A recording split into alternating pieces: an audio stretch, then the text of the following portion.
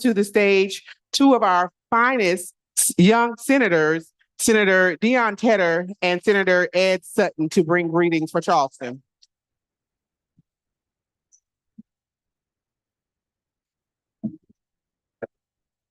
Well, good evening. I am State Senator Dion Tedder, representing District 42, and I just want to welcome you here. Thank you all for coming to such an important event, as this is the future of our party. Again, I want to thank you. I used to actually represent this area. This used to be my district, and then we're all familiar with this thing they call gerrymandering. But the good news is they gave it to another Democrat. So I'll bring up Ed Sutton shortly. This is now his Senate district. But again, just thank you all for being here. Enjoy the snow and the ice. This is probably the first time since 2018 that we've gotten some snow down here. So we're excited about it. But at this point, I will pass it on. Before I do want to acknowledge any elected officials in the room. If you could please stand. So thank you all for your service and what you do. And I will pass it along to my colleague and the newest senator from Charleston, Ed Sutton. Thank you. Good to see everybody. And is Kylan Middleton here? I didn't see him. There he is, right there on the wall. So for folks that don't know, Kylan was just elected chair of Charleston County Council, bipartisan support. That is a big deal for us. So thank you, Kylan. Thank you. So the Southern DNC members that came through the snow, we appreciate you guys being here. Obviously, this is a once a decade occurrence for us. I'm assuming that some of the Northern members brought the snow with us. So I know there was an extra challenge to be here today. So we are thankful. For those that don't know me, my background is I'm a military pilot, and most military pilots are straight to the point and blunt about their message. So I'm going to be blunt tonight. South Carolina wants to stay in the lead position for the primary season, for the upcoming 2028 primary season. We've got experience doing that. I'm going to tell you a couple points that make our state so attractive to lead the show. First, we have an affordable media market. We know the best campaigns sometimes with the best messages don't always have the best fundraising. Well, our media market here in South Carolina allows everybody to compete. Second, our primary electorate is the most diverse in the country. Our voters reflect the heart of the Democratic Party. Black voters, rural voters, urban communities, working families offer a broad range of perspectives. A candidate who wins here proves that they can put together diverse coalitions to win at the national level. Third, South Carolina is a desirable place to visit. Maybe too desirable sometimes. Our roads reflect that. We don't have to convince people to come here. Candidates enjoy the hospitality when they're here. Their teams enjoy the hospitality. A lot of times they end up staying here and working for state campaigns, which we very much appreciate. But I also want to point out the point that we're right here on King Street in District 20.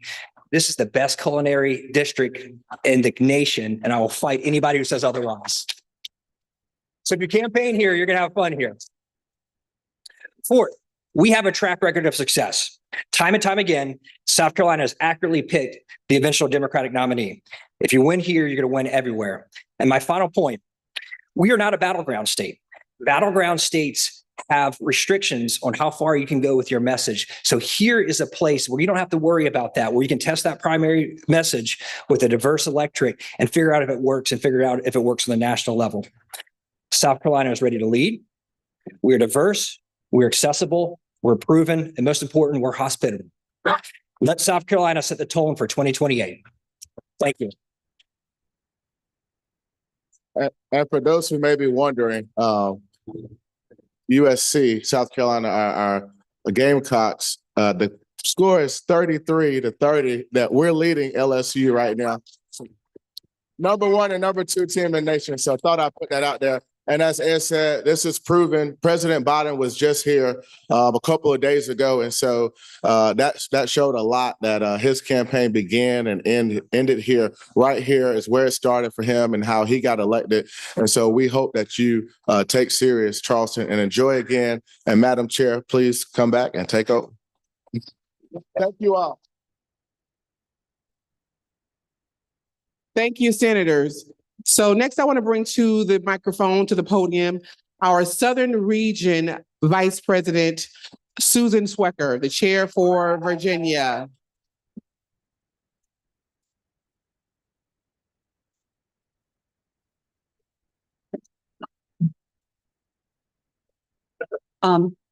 Thank you, Crystal, and hey, y'all, how you doing?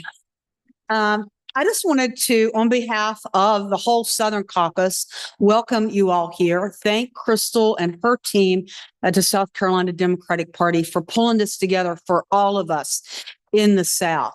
We talked and felt that it was important to have an in-person forum in the South. I don't know about you. Yeah, Zooms are okay, right? I mean, they're fine, but you just really don't get that personal connection and that one-on-one sense from the candidates and, you know, that face-to-face time. So we felt we deserved that in the South just as much as any other region. So thanks to the candidates that are here today and everyone. I have been since yesterday, me and my team experiencing a lot of that Southern hospitality, Charleston hospitality, sort of eating our way through here. But I'm just excited to be here with you. And again, Crystal, thank you and your team for your leadership on this.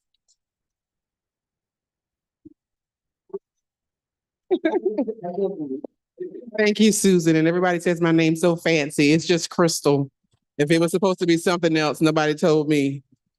But I want to keep us on track, you all. I had some remarks prepared, but I know you guys came to hear from these great candidates. So I'm going to, yield my remarks time. And I want to bring up to the stage our moderator. Before I do, please let me thank all of the staff at the SCDP. We are small but mighty. We continue to punch above our weight. I want to thank all of the DNC members that traveled in these conditions, all of the candidates that thought it not robbery to be present here. That means so much to us. As Susan said, the South is important and the South has to survive. And traveling to come into small gatherings is going to be a part of your role if you're elected. So I'm glad that you guys are exercising that right.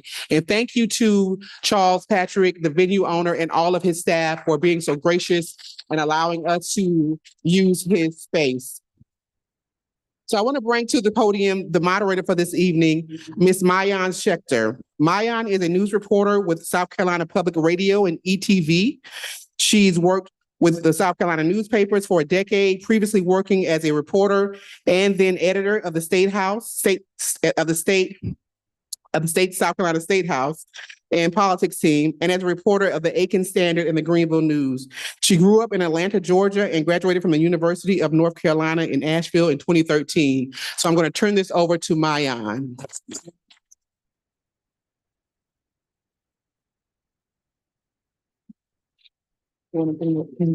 Yes. If the candidate, so you are much taller than me. If the candidates for chair would like to come up and take your seats behind your respective name tags, we can all stare into the bright lights together.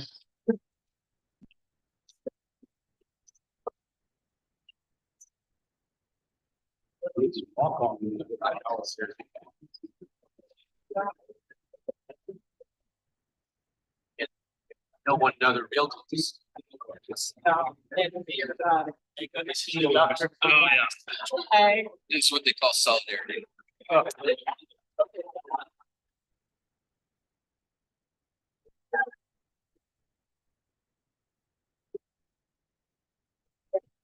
It's stronger together.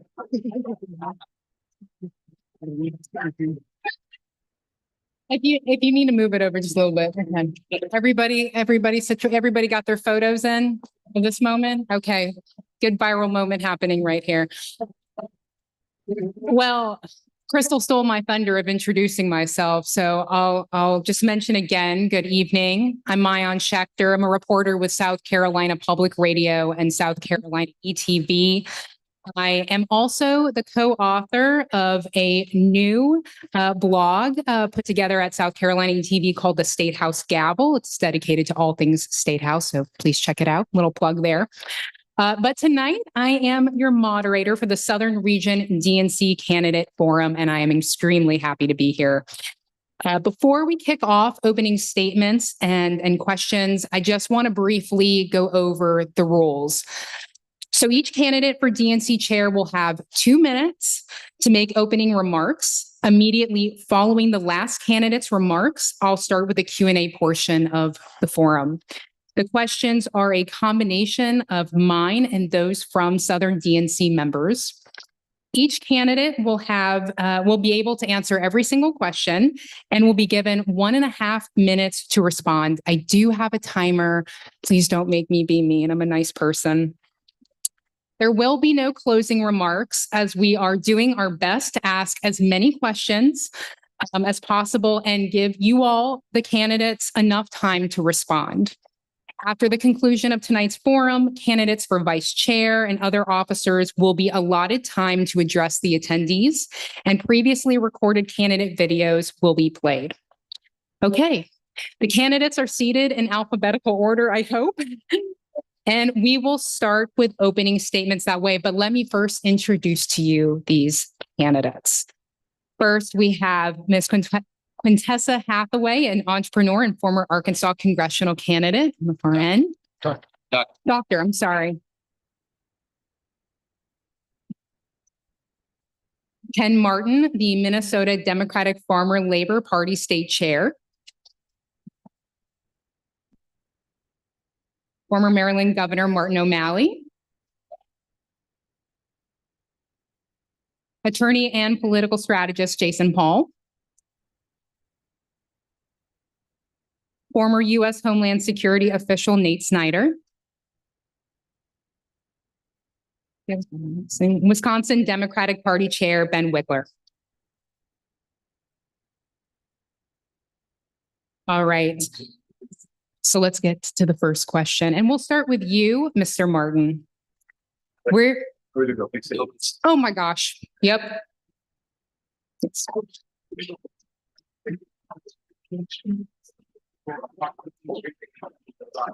Okay, I'm sorry. I have a little interruption. They have just closed King Street. So if you are parked on King Street, you need to move your car. The street right outside. Okay, we will pause for just a second to let you all go inside. Sorry about that. Exactly. I've learned that as my time with reporters.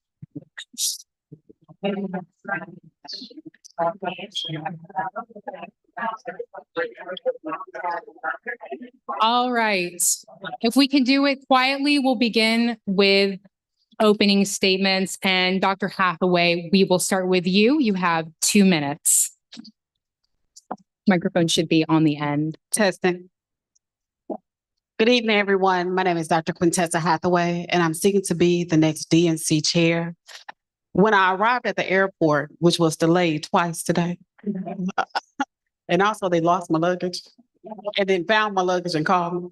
So I apologize for being late, you all, for that purpose.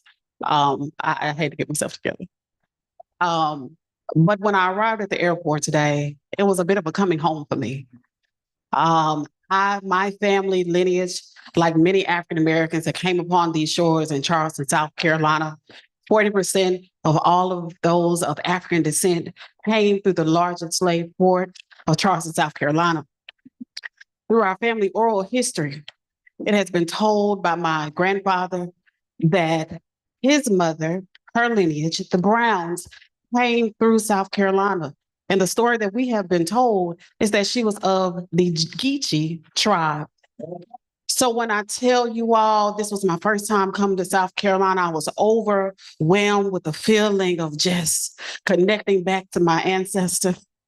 I'm glad to be here. I'm always going to be cognizant of the rich history that has happened here, as well as the dark time of what happened at Mother Emanuel AME Church. So there is also a history and undergirding of white supremacy that we're still fighting here in South Carolina and all throughout the South and across this country. But we are also on an upward trajectory of healing time. even though it may look a little bit dark and dismal, we, the Democratic Party, have the power to change the paradigm. And that is why I'm running for this seat. I love this country. And as I've talked about many times on the campaign trail for DNC, the work begins in the South. And in the name of a state legislature that I'm somewhat familiar with, he says that the South would not rise again, but the South shall rise anew. Thank you. Thank you. Before we go to you next, Mr. Martin, I'm going to move this just a tad so you all can spread out, because apparently for the folks at home who are trying to watch, they cannot all see you. So if there is a way to perhaps move the chairs maybe a little bit more so that you all have some room, maybe also on perhaps on the right side as well. Just a little bit. Thank you. Thank you. Thank you, gentlemen. Thank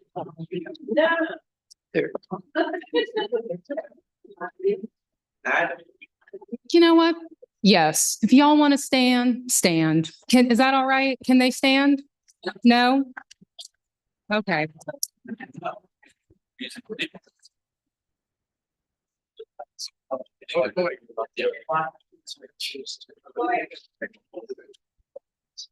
Okay, we're good. Everybody good? Okay. All right. Moving along, never a dull one. Mr. Martin. Thank you so much. And first, I want to thank Chairwoman Spain and, of course, Senator Tedder and Senator Sutton for their warm welcomes to all of us here in South Carolina. I also want to apologize. I'm from Minnesota. I'm like Ben, we're a little guilty of bringing this cold Minnesota weather with us.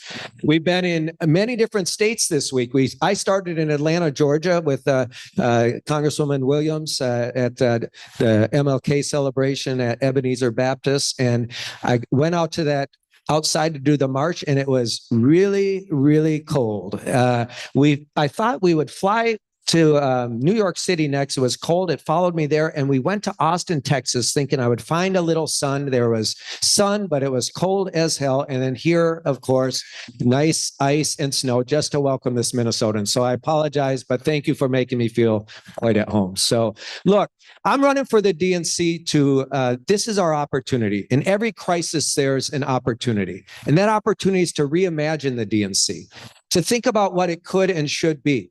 We have an opportunity right now to rebuild this party for the future, to make sure we win again.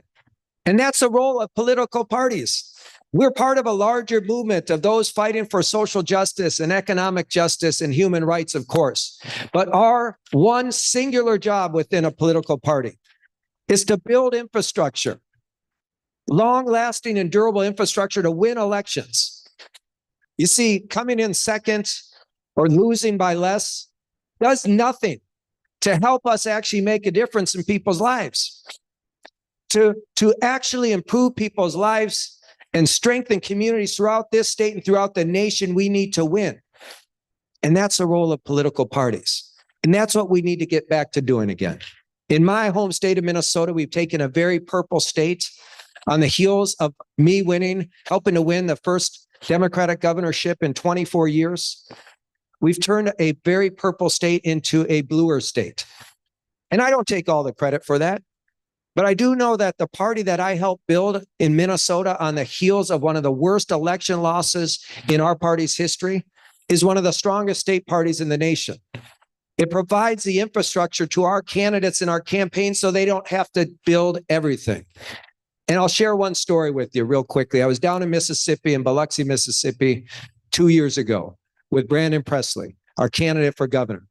And yes, and he was tied with Tate Reeves, the Republican candidate. And I asked him, what more could the DNC do to be helpful to you? He said, years of disinvestment, years of indifference in southern states has led to this moment where I am on the verge of potentially winning and becoming a governor in a deep South state, a Democratic governor in a deep South state, yet I got to build all the infrastructure myself. That is a shame, and we've got to do our job so people like him have the infrastructure to win. Thank you, Ms. Martin. Mr. O'Malley. Thank you. It's awesome to be with so many of you and see many of you again. I am no stranger to South Carolina. My name is Martin O'Malley. I'm a former Baltimore mayor, governor of Maryland, and my youngest daughter went to 4 years at College of Charleston. And we love coming to visit here. And my daughter really loved it here. And her mother and I are reminded every month that she went to the College of Charleston. So it is great to be with all of you. Some of you were showing me pictures of when we first met, sometime in the presidential campaign of 2016. Others I got to campaign with when I came down here to, as part of my leadership effort after that first Trump election. I transformed my grief by campaigning for some great new candidates who were running. And we flipped 17 legislatures all across the country and denied supermajorities in places. I also remember first meeting Senator Pinckney when he kindly gathered a group of people to meet me in 2015 in that same church basement. So I've gotten to know your state through the years. And I want to thank the chair, Chairwoman Spain, for your leadership here. It looks like we have a quorum of state senators in the Democratic caucus who are here with us. I also want to recognize a dear friend who ran a courageous campaign for Congress, Mac DeFord, who is with us here. Mac, stand up.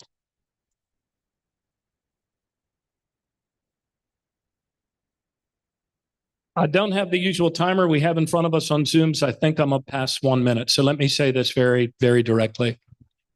Our country is in a moment of profound crisis, the likes of which we have not faced since the Civil War. The next chair that you elect needs to be ready to do this job on day one. I have been on a national stage before. I can do that part of this job of messaging on day one. I have also been the only one on this stage who has actually run for office, been elected to office again and again by larger majorities, including after a recession as governor, by always keeping it connected to the kitchen table. And third, in a time of profound change, when we need a DNC leader with a track record of turning around organizations and making them more successful, there is no one on this stage who has proven that time and time again as mayor, as governor, and most recently, when President Biden asked me to go to Social Security because they had suffered from Republican cuts in Congress, staffing down to a 50-year low while customers rose to an all-time high. This is a moment when we need to get up for greatness. And the first change we need to make is to return to our true selves, to be the party of economic security, health, and well-being for every American family. Thank you, Mr. O'Malley. Mr. Paul. Here's the truth. We agree on a lot. Right now, where we are different is more helpful in deciding who to support than who can best articulate agreement. Everyone wants permanent organizers. I want 10,000. Everyone else wants some. What that means in South Carolina would be 75 organizers, one per county, and then the rest to cover counties over 500,000, over 50,000 in population. Everyone wants to crack down on bad fundraising actors in our ecosystem, like mothership strategies. I name names and propose plans. Everyone sings the praise of the youth. I have comprehensive plans on how to tackle high schools and colleges. I bring to this discussion 5 core principles that the party needs and 10 ideas of how we do it. So my principles, we have to be human and empathetic. We need a Moneyball mindset. We need to be locally grounded. We need to be culturally attuned, and we need to be proud of our party. In terms of the plans, sorry, I'm a little sick, which is not great. Sorry, Governor. So we have to stop the damn checks so that we can communicate honestly and successfully. We need a subscription model so we can have consistent money. We need 10,000 organizers so we're everywhere. We need a high school plan so we're winning the future. We need a college plan so we're maximizing their votes. We need nominee funds so we're ready to win with candidates, not cash. We need a Shark Tank to find the best ideas. We need services to bring attention to build community and grab hold of people. We need an Uber-like app, so if you want to work for Democrats, we will put you to work. And we need a research and development department so we know what we need and try what we must. Thank you very much. Thank you. Before you begin,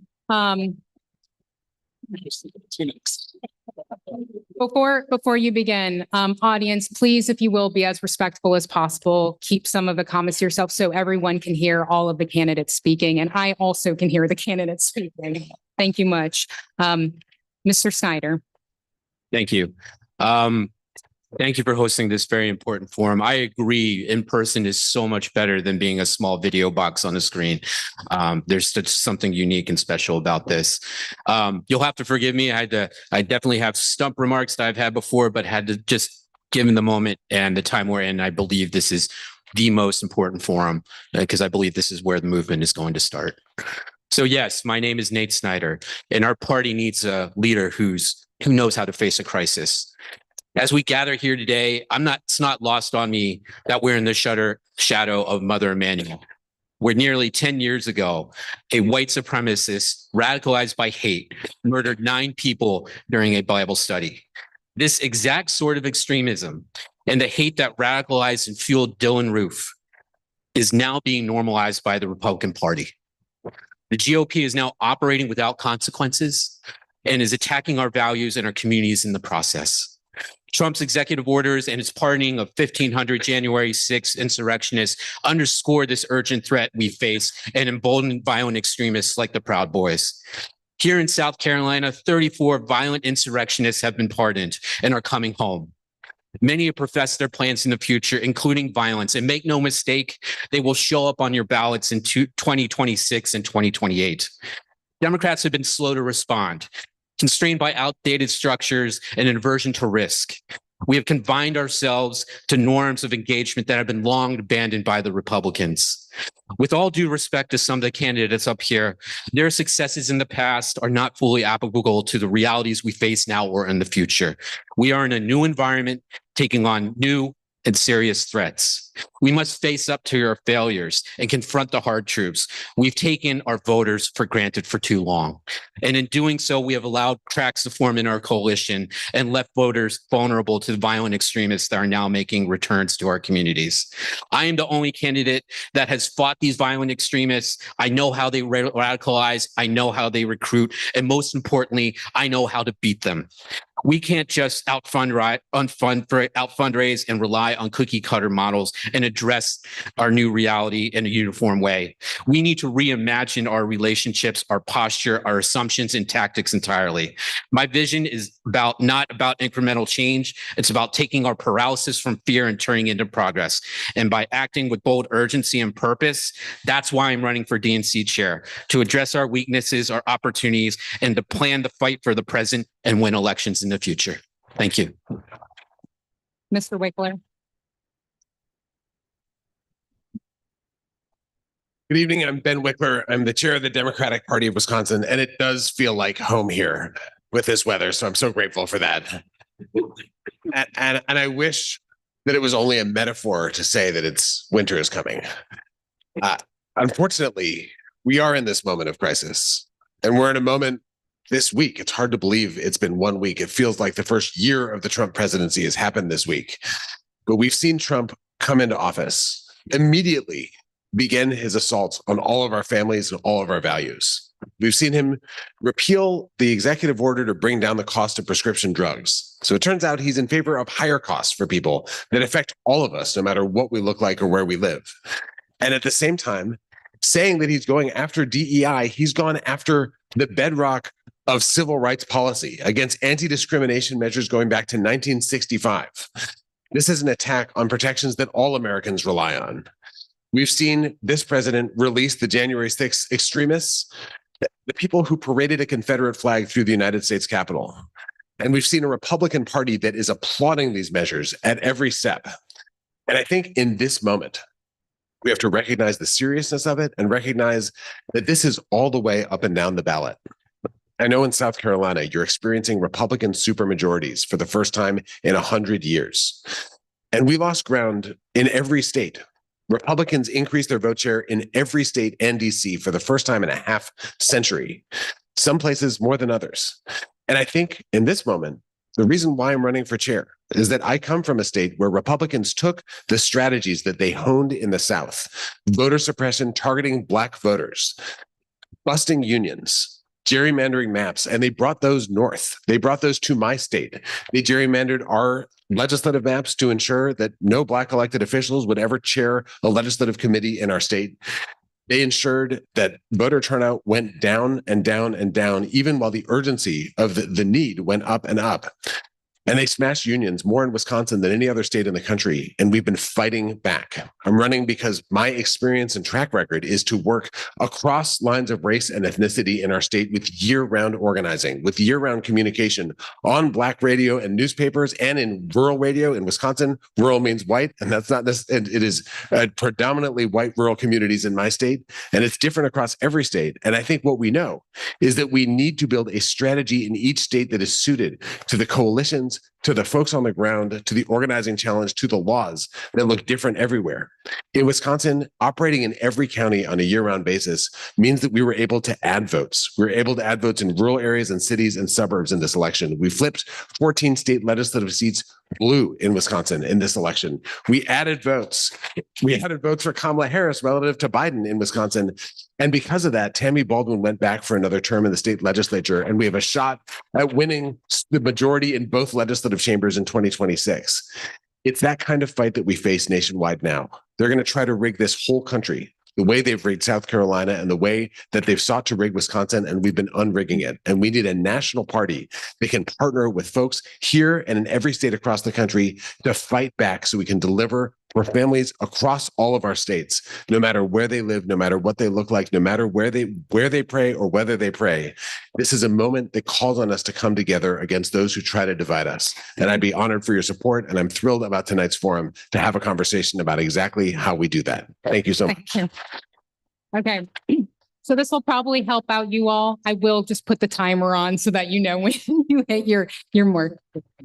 15 seconds. I can absolutely do that. That is not a problem. Let me do my little timer and then we will begin. Okay.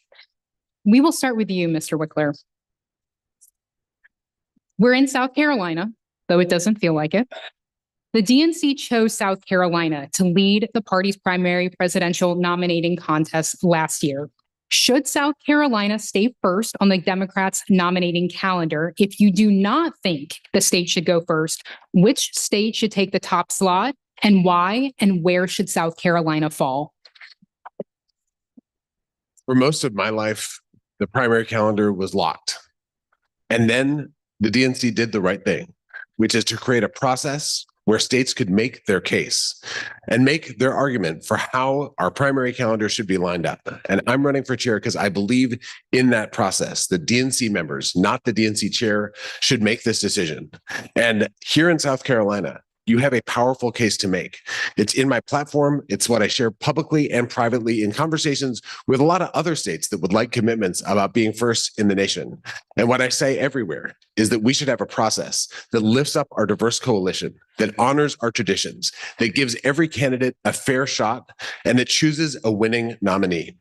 That means battle testing our candidates. That means giving our candidates a chance to connect with voters across all of our coalitions in a way that prepares them to be on the national stage. Now, this process needs to carry forward with a chair who has made no commitments to any other state, nor, in my view, to South Carolina about putting their thumb on the scale. But what I can promise you is that if I'm the chair, no other state will have an advantage, that South Carolina and every state will be able to make its argument, and that DNC members will be able to hear those arguments and hear out the vision that folks have for building a primary process that allows us to ensure that we win in 2028.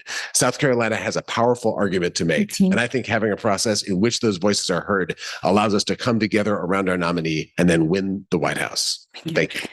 Mr. Snyder. So it's great coming back to South Carolina, first time in Charleston, but in 2004, I was organizing in Sumter for John Kerry.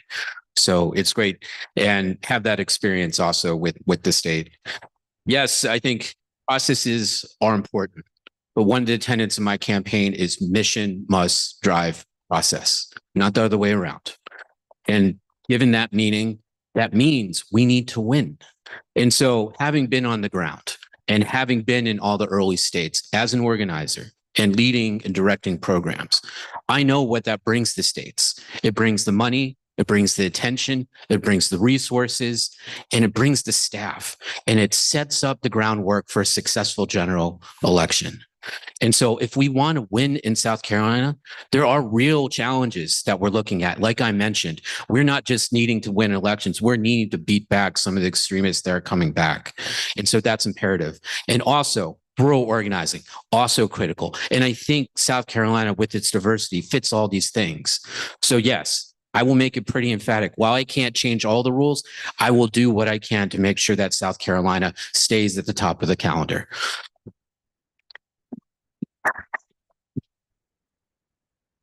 Mr. Paul. So I'm not going to be very popular, but you're not going to win against New Hampshire. Those people are hard-headed and they have a state law that says they get to go first, and they're going to go first. I think that the only way, I don't really think there's a way to prevent that from happening. I think the best hope that can happen for us for South Carolina is that you get to go second, but you get to go second a month after New Hampshire, and hopefully that will lead to a dilution of New Hampshire's power somewhat in this process. It's not a great solution. I wish I had a better one, but I just don't imagine their love for that is so great and their state law is so powerful. I just don't, you can strip their delegates, but I think if you strip their delegates, they'll just hold it anyway and not really care about the Democratic Party's process. I know that's a bad answer in South Carolina, but I think it's a true answer. So. Mr. O'Malley. I'll let you keep your microphone.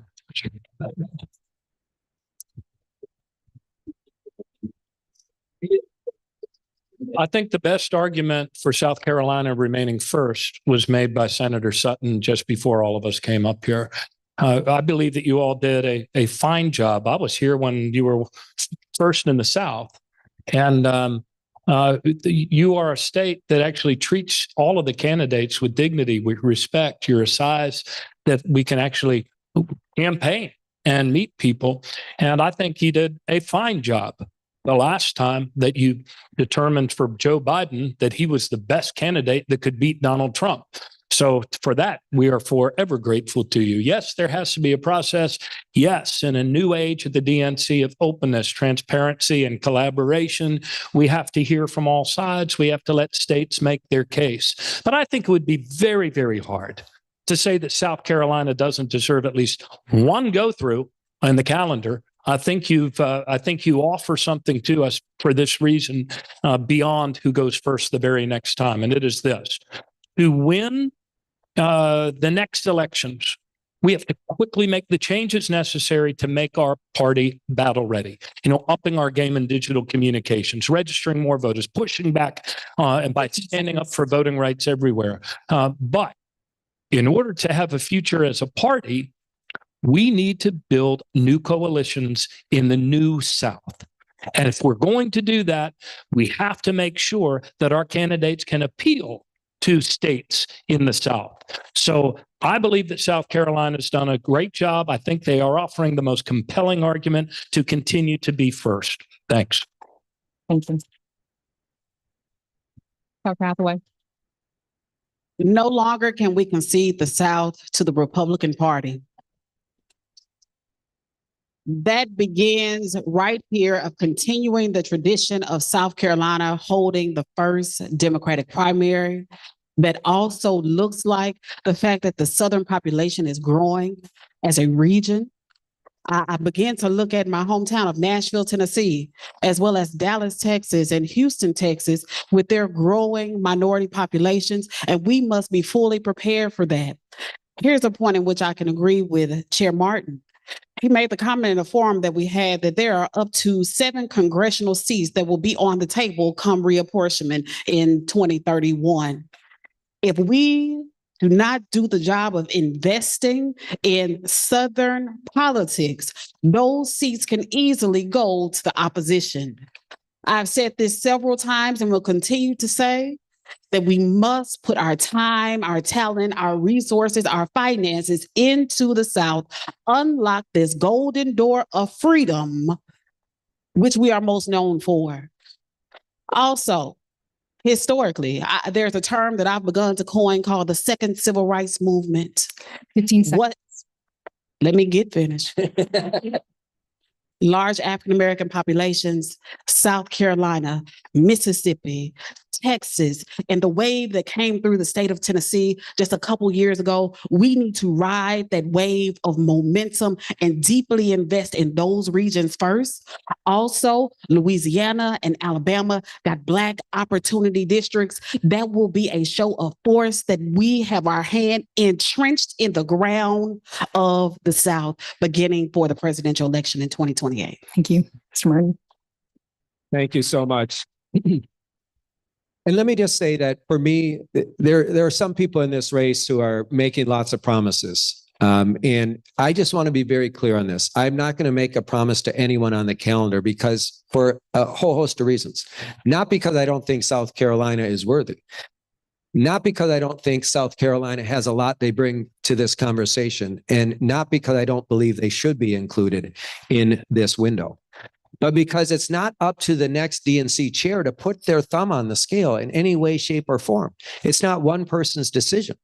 It is the party's decision. And if the RBC, the Rules and Bylaws Committee, and that's a big if they decide to take up this matter of whether or not we have a new calendar, it's going to be up to many people in the party to have the conversation. And the chair, whoever that is up here, should not be guiding that conversation, should not come with the outcome already in mind, should not put their thumb on a scale for a certain state, a certain region, or a certain candidate.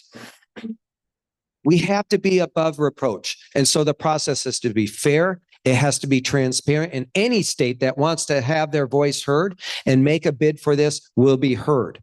Second, the calendar we put forward has to be rigorous. 15 seconds. It has to be efficient, and it has to be fair. It has to battle test our nominees so we win, and it has to honor the great diversity of this party, and it has to honor the great traditions of this party. You can rest assured when I'm the next chair, I will not put my thumb on the scale. Everyone, including in this room, will have a chance to be heard. Okay. Mr. Martin, you can keep the microphone because we'll start the next question with you. Oh, I'm sorry. I was saying down on the far side. Sorry about that. Oh, okay. Oh, share with you. Okay. Mr. Martin? Okay. Okay, this is a question from a Southern DNC member. This member says Democrats want more representation in the DNC from the red states. This member asks, will you pledge to appoint more at-large DNC members from these red states like Tennessee, rather than going to at-large seats for consultants and DC insiders?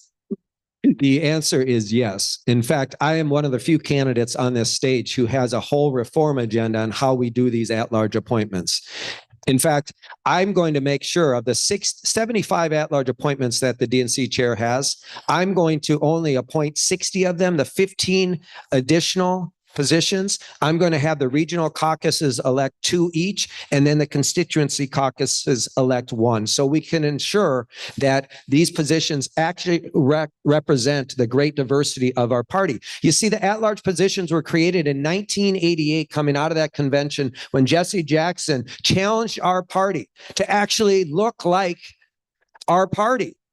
And not just be filled with white people from around this country. These positions were created to represent not only the great racial and ethnic diversity of our party, but the geographic diversity, the ideological diversity, yet they've been used by chairs in the past to curry political favor with DC insiders and consultants. That's going to end with me. We're going to make sure we have representatives from all over this country who represent this party. And that includes from red states, that includes from purple states, that includes from blue states, that includes from every region in this country. And it includes making sure that we represent the reason these positions were created in the first place, the great racial and ethnic diversity of our Democratic Party. Dr. Hathaway. We are red, we are yellow, we are black, we are white, and we are all precious in God's sight. I say that because one, that's not original to me, but as a reminder that America is multi-ethnic, multiracial, multilingual, multinational in scope, in presence, and even on the appointments of at-large positions, it ought to be reflective of such. I've said on this campaign trail for chair many times over, maybe I'm just a bit biased. I'm a Southern woman. I've lived in Atlanta, Georgia for a couple of years. I'm from Nashville, Tennessee. Lived in Jackson, Mississippi while I was in undergraduate school at the Jackson State University. Resided almost 13 years in Little Rock, Arkansas. So when I tell you my heart is invested in the South, Southern born, Southern bred, and I tell myself when I'm old and done, I'm gonna be Southern dead too. But we have to be intentional. We have to be methodical and strategic about putting the time and resources into the Southern United States. I too believe that, it ought to begin in the South. The South shall truly rise anew. And the 15 work seconds. is going to begin with us as a party in order to make that happen. Thank you, Doctor. Sir Malley. There's in all of the calls that I've made to so many DNC members, I think if there were one motion that would immediately get a chorus of seconds, it is that we should put the traditional Democratic consultants in a rowboat with an orange plant and catch them adrift. This is a time of a need of profound change in our party. And so I agree. And actually I appreciate Ken's idea, Chairman Martin's idea of having more people from around the country and make our at-large selections more representative of who we are as a people. I think that it is from our many different perspectives that we become a strong party, and which is why in my 100-day plan, I am going to appoint a task force and give them 70 days to come back with the best ideas on how we can make our party more open, transparent, and improve our governance. And a part of all of that is to make the Democratic Party more democratic. I've often heard our national chairman, for Jamie, say that we are the oldest political party on the planet. There's a strength that comes from that, but there's also a weakness that we have to be on guard against, and that is the resistance to change, which is why in this change maker election, it is so important to get a fresh pair of eyes on the things we need to improve, the things we need to do better. And one of those things is openness, transparency, and also the accountability that comes with that. Thank you. Thank you. Mr. Paul. I think it's too easy to attack the 75 at-large members. I looked up at those 75 at-large members. Those 75 at-large members who currently sit on the DNC are dedicated, lifelong Democrats who have worked really, really hard to help this party succeed and grow. Now, do I think that there's a need for a broader base of people on the DNC? Yes. Do I think that it is the case that we might benefit from having not as many of them on the DNC the way it is currently constituted? Yes. But I think the sort of the attacking, it's really easy to attack the consultant class. But, I think about Donna Brazil, who's on our DNC, and I think about her, and I think she deserves to be on the DNC. I think if you attacked her as a consultant, but she won that election for Gore, whether she didn't get to take it, but she won that election for Gore. And so this idea that sort of we're just going to attack consultants and attack these, the at-large members, I think we need a broader group of people, but I also think we need to be more careful than we have been with respect to these attacks. I don't think it's beneficial. Thank you. Mr. Snyder. I think this is a great opportunity for Democrats to lead. I think what we're seeing now with the Trump administration, they're undoing and demolishing DEI within our federal government. For my own office in particular, they've set up email addresses for coworkers that literally rat on one another to strew chaos and distrust. And so I've done this work before on standing up 6 boards across DHS for the secretary. And we had certain metrics and various things to ensure diversity across the board, whether it was diversity having to do with geography, faith, background, gender, age, or ability. And you know what? We made sure within the Biden administration, we had another key tenet in there. We wanted to make our administration look like America. And I think we need to do the same with the DNC. And another thing that I want to implore too, while we're looking for some great leaders, especially in youth, we want to have one key rule within any appointment that's made. That if you are to be appointed, you are to do the work, because it is going to take all hands on deck. I think we see what's ahead of us. And yes, I know there have been folks, whether they be consultants, whether they be holding a certain title, or whether they just want to go to convention. Unfortunately, those norms can no longer play anymore. And so, yes, if you're going to do work, if you're going to fill that seat, if you're going to lead your community and represent, then we want you, because we need you. But at the same time, too, there needs to be more transparency in this, and there needs to be more intentionality. And so as chair, I will make sure that we run through a very transparent process in order to redo the makeup of the at-large delegation, and then even work more importantly with the various caucuses to make sure that they have input in this process as well. Thank you. We now have a manila folder. If you all did not see that, she'll hold up with the time, so you don't have to listen to me interrupting you. Mr. Wiggler. Thank you. This is such a great question. And the answer is absolutely. That the DNC, it should look like America. It should reflect America, that there should be more DNC members from the South, from red states, from across the country, which is no shade on existing at-large folks. And we're going to need everyone. But I want to highlight that when we do this, we also need to lift up young people. The number of young people who are on the DNC now, it doesn't reflect where we need to go. We're here with Jason Ray, who was elected as the youngest elected DNC member in the country. When he was a teenager, he was elected to the DNC. We have a chance at this moment to win back support from young people across this country. And we need to be a working body. It needs to be a position where you're engaged, where you're participating, when you're sharing views, and that the DNC is not just asking for votes at each DNC meeting, but where we're asking for advice and ideas, participating, debating, and engaging to build a party that does the work. And this shouldn't just be about the at-large members. It's also about the DNC's leadership roles. We need vice chairs that represent our full coalition and our full country. We need a team that represents our full coalition and our full country. And we need plans that are built with input from DNC members across the country, state by state, that reflect the work that we have to do. It's going to take all of our voices. It's going to take all of our strength to get this right. And the stakes are too big to get it wrong. Thank you so much. Thank you. Mr. O'Malley, we'll start on the next question with you. If you want to pass down. All of you have talked about changing, improving, or increasing support for state parties and territories. This is a Southern state forum. And here in South Carolina, as was mentioned, Republicans control every statewide elected office, and they hold supermajorities in both state house chambers.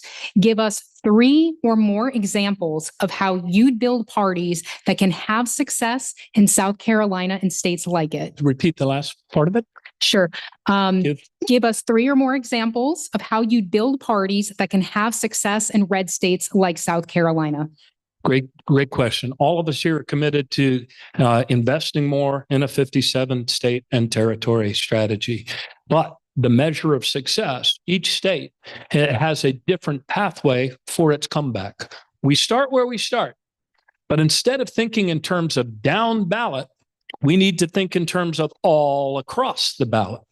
So we're talking about courthouse positions, which are typically administerial.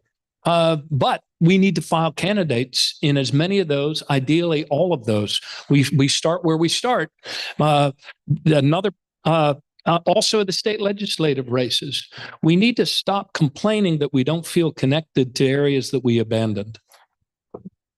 You know, If we abandon them, why should they feel connected? What if somebody that owns a family-owned business in that town is actually running for Register of Wills, or somebody that owns a real estate business, a real estate agent? And by the way, in 2016, real estate agents were some of our most effective candidates all across the country. I'm not sure exactly why that was. Maybe they're used to knocking on doors or telling people nice things about their home. But the key is we have to do a better job of not only registering voters and investing hard money in the registration of voters, where in any state that we can, we also have to do a much better job of candidate recruitment.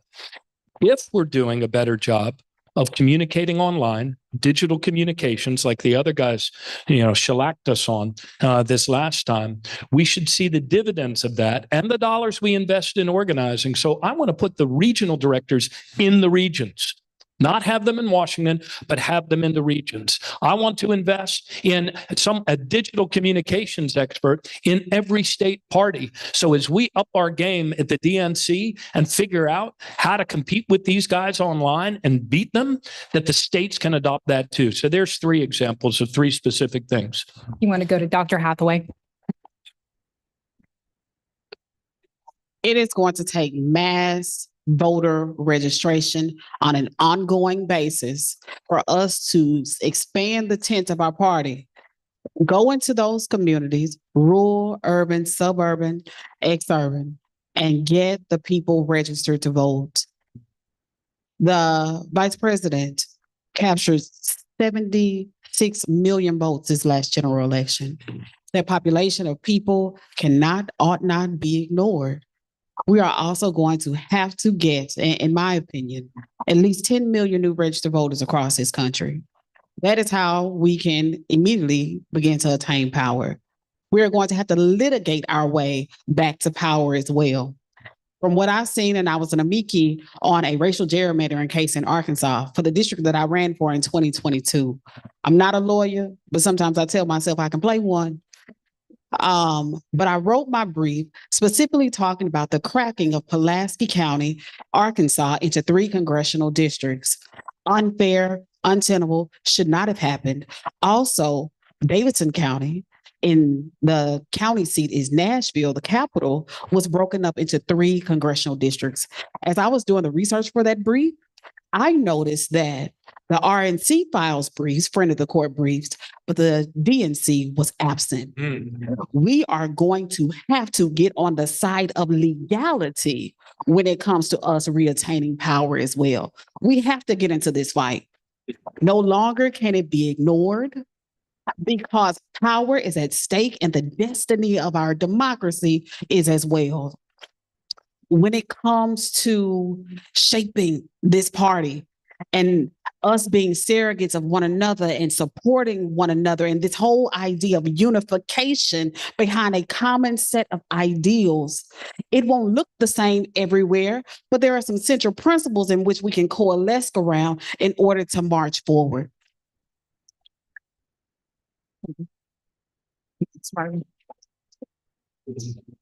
In 2016, as we came out of that devastating election, the DNC was 70 some odd $1 million in debt. The data infrastructure was way behind the Republicans, and our state parties had been completely hollowed out in the 8 years prior by OFA. Our infrastructure was really terrible. The reality is it took myself and a number of other state party leaders to sit down and write a plan, put pen to paper, to put a 57 state party strategy together to actually build infrastructure again. And as part of that, we created a red state fund with an acknowledgement that if we're going to actually turn a red state to a purple state to a blue state, you need an investment of time, energy, and money. You need to and that's true of all of our counties throughout this country. In my plan, I talk a lot about a 3,244 county strategy, an acknowledgement that it's not just our state parties. We need to dig deeper and realize we can't leave counties out of this equation either. Red counties also need attention. If we want to turn a red county to a purple county to a blue county, we need to spend time, energy, and money there as well. And for me, this is not just some idea. This is what we've done. This is what we've already done, and we need to build upon it, which is why I think we need to double down on a strategy with our state parties of building infrastructure up and down the ballot throughout this country in every county and contesting every single race. We can't be a party just focused on 7 battleground states anymore. We can't be a party that's focused just on a handful of congressional seats anymore. You see, the Republican Party is building power around their agenda in school boards, in city councils, in county commission seats, all over this country, in red areas, purple areas, and blue areas. We cannot ignore these areas any longer. Judge us by our actions, not our words. There's one guy on the stage who's already delivered for red states and has been throughout the South, and that's me. If you want someone who's already done it, vote for me. If you want someone who's talking about it, vote for them. Mr. Paul, we'll let you go next and y'all can start passing the other microphone down. Right here. But we'll let Mr. Paul go first. So I believe the question was, what were the 3 strategies that we would do to adapt to help in red states? And so for starters, I completely agree that we need to be in every county. And I want to put someone in every county who is full-time doing that work. If we can't afford it, we have to figure out how we're going to afford it, because we need to do that. Because you can say we're going to compete in counties, but if there's not someone who is the party there on a full-time basis, it is very hard to compete. The major problem that we have in a lot of these red counties is people don't know one Democrat they like as a person. They don't know any Democrats. The Democrats that they know are what they see on Fox News. That's it. And so it's it's almost impossible to, if you don't know someone who's a Democrat who you like in some of these red counties. And I think, it's nice to say that we're going to begin the process of turning these red counties to purple to blue. But a lot of time, that's not what the conversation's about. The conversation's about turning the margin back from 2 to 1, from 3 to 1 to 2 to 1. That is how we're going to win a lot of these states, is by being closer. And the way we get closer is by being constant, is by being present. I think it's sort of it, and really convincing our donors that if we're not everywhere, then we're ultimately going to end up being nowhere. And I think that sort of I understand it's expensive, but I think losing is more expensive. So that is, I guess that's one idea, but it's, I think, 3 parts of one idea. So I'll say that it counts. Mr. Snyder. Well, I think it comes down, this is learning from many of the folks I've spoken to in this room and across the South. I think it comes down simply, we need to start investing in the South. That has just not been happening at a consistent basis.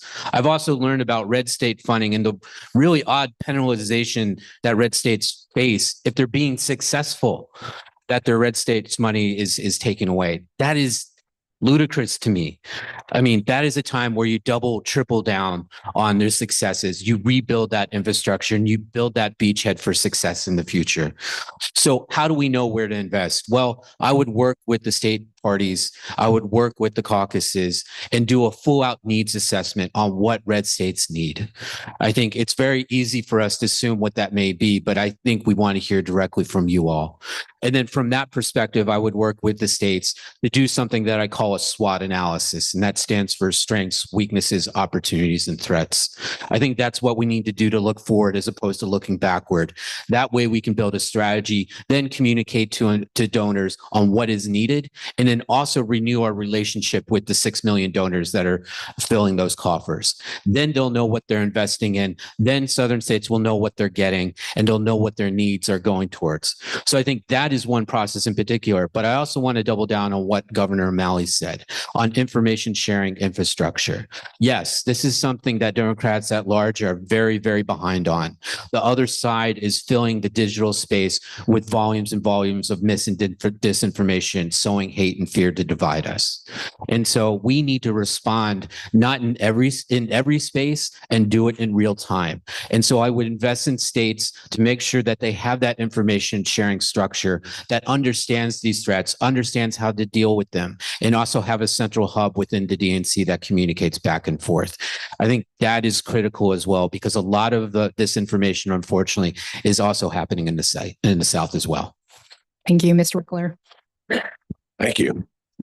I agree with Chair Martin. I think it's important to look at our records and what we've done. And if we want to get serious about building the kind of strength that we need in every state, we look at what's there, we look at what we can build. And I want to share some of what we built in Wisconsin.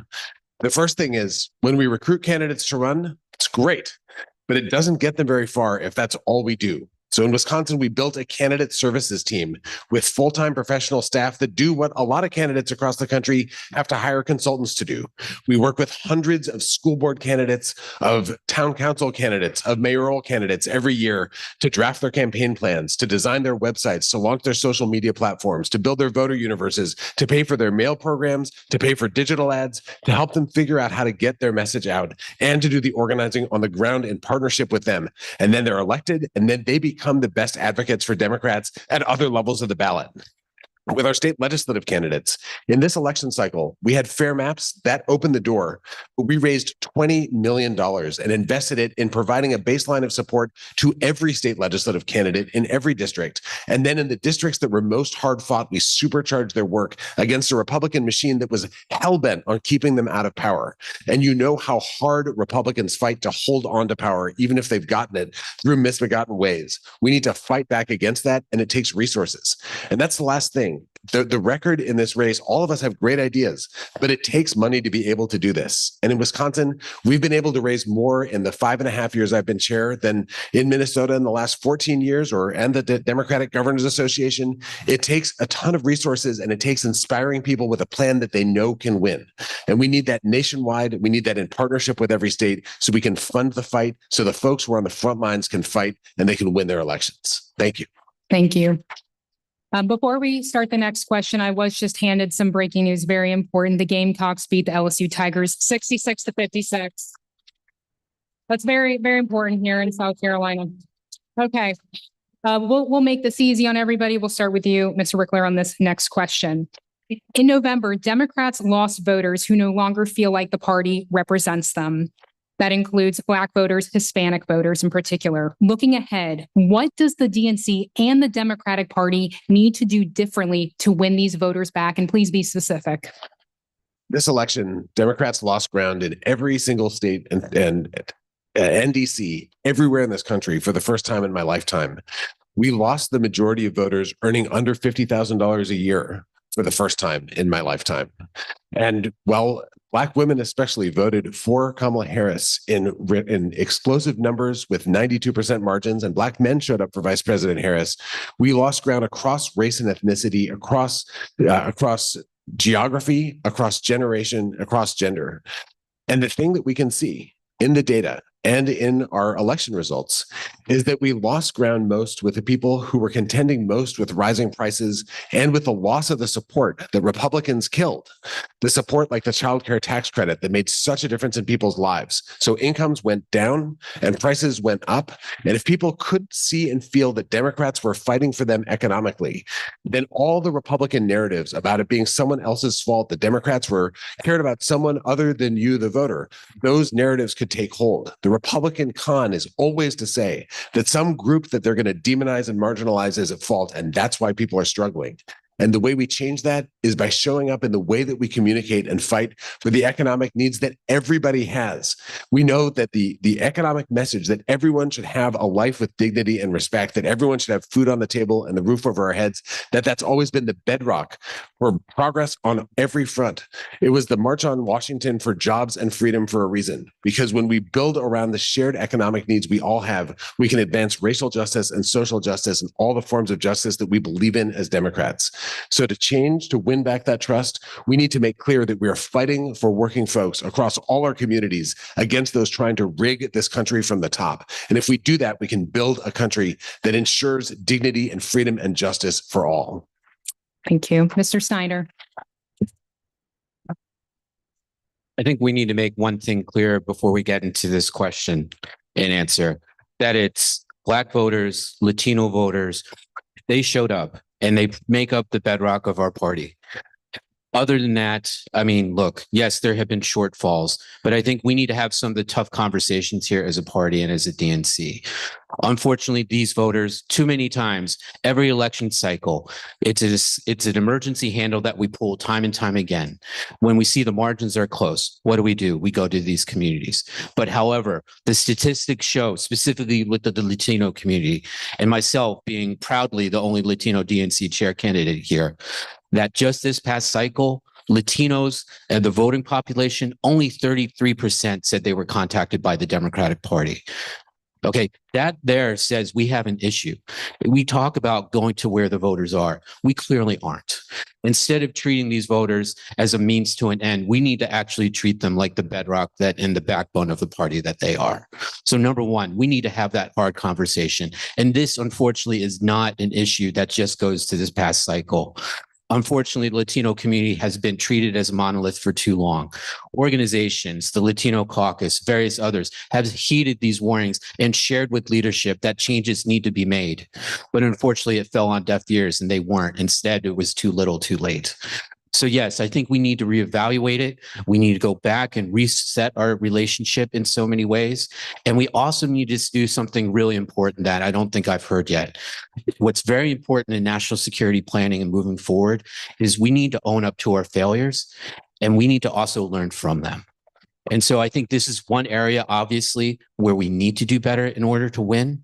But at the same time, too, I don't think we need to lose sight that, yes, these are the backbone, voters of our party, and we need to make sure that they're treated as such. Thank you, Mr. Paul. So I think this is really complicated. But what I ultimately think when talking about this, and it goes across all voters, I don't actually think that these specific communities behave differently. I think they behave the same. I think everybody had this impression that the first 3 years of Donald Trump's presidency was a good time. For those of us in this room, that's hard to hear. But I think for a lot of the people in the country, if you weren't paying attention to outrages around Ukraine or outrages around comments or just generalized, what was going on in the country, basically because Donald Trump was allowed to continually pass Obama budgets and kept everything kind of going well, people had this perception that those first 3 years were really good. They didn't blame him for a lousy COVID response because COVID was a problem everywhere. Did he have a worse response than he could have had? Absolutely.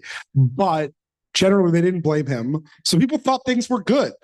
And then for 4 years, under Joe Biden, the Republican attack machine made it exceptionally clear that things were good then, things are terrible now.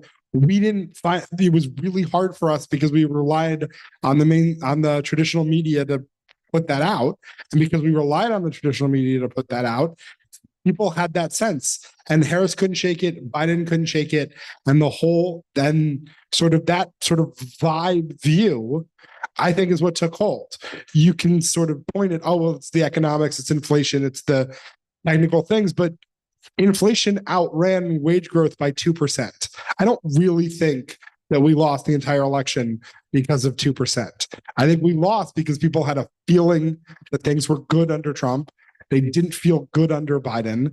And building a positive feeling is very hard, but that's what we need to do. And I think we need to have people who do that, not just words. Thank you, Mr. O'Malley. Thank you. So the question is, how do we win back the people that we lost this time? Black, Hispanic, white. The answer begins with that we have to return to the economic message as the central unifying purpose of our party and all of our communications, or the majority of our communications over the next 2 years. As I've talked to people all across the country, there's a constant. And we will have to do an after action deep dive about why we lost, where we lost, and the tactics and strategies. But what everybody says is the hardest working people in their communities, in their states, felt like we lost track of their concerns and their struggles at the kitchen table. So we need to be speaking to the kitchen table realities. And I think we have to look, President Biden did some outstanding things, investments in infrastructure, the child care tax credit, bringing down the price of prescription drugs, insulin. We did some great things, but as Democrats, we tend to run ahead to the next hill before we let people know what we accomplished on their side. So we have to own that as a party. We did not do a very good job of communicating the things we were doing to fight on their side. I remember back when President Obama passed the Recovery and Reinvestment Act, and some people said, oh, those shovel-ready projects aren't really big. But you know what? They were visible. They were present. They were in communities. All of our governors and mayors could cut ribbons around them. So we need to get back to focusing on the message of economic security for every family so that we can win back those voters. We need to make sure that we have trusted messengers in communities, present and online, to deliver those stories now as a party in opposition of the things Donald Trump is doing to hurt you and make it harder at your kitchen table to pay the bills. And we have to be continuously engaged through the year, not just in the last 20 days before the election. Thank you, Dr. Hathaway. In the words of Reverend Dr. Joseph Lowry, the great civil rights leader and fellow colleague of Reverend Dr. King, he made a statement at the eulogy of Mrs. Coretta Scott King that said, words must become deeds that meet needs. And he was speaking directly to George W. Bush, who was president during the time. As a party, our words must become deeds that meet the needs of the most loyal constituency of the party. I'm glad that we've had some kumbaya moments around the central idea of African-American women being the ones that voted overwhelmingly for the vice president. I'm glad that we're having some kumbaya moments around 80% of African-American males voting for the vice president during his last election. 47% of Hispanics voted for the opposition. I just don't say his name. Those are real statistics that we have to begin to not only evaluate, but do something about. I will say over and over again, and I'll continue to fight for this, whether I win this race or not. We are going to have to get activated and more acclimated with the African-American community in a serious and intentional way. What if whites in this country do not come back to the Democratic Party? Then what? And I'm not saying that to be offensive, but what if they continue to go down this trajectory and lay hold on the Republican Party? There's a pluralistic message that may be enjoyed by some that attach themselves to that party. So as our offense, and even sometimes our defense, we are going to have to entrench ourselves more into African-American and linguistic communities that we may not always feel comfortable with. Put our word and our deed together, because if we don't, they're going to come into urban communities where we are mostly centered as a party and try to snatch away our voters. And then when reapportionment comes, because it's on the horizon, we are halfway through the decade already. If we are not prepared, even more seats, local, state, and federal, will be siphoned away from the Democratic Party.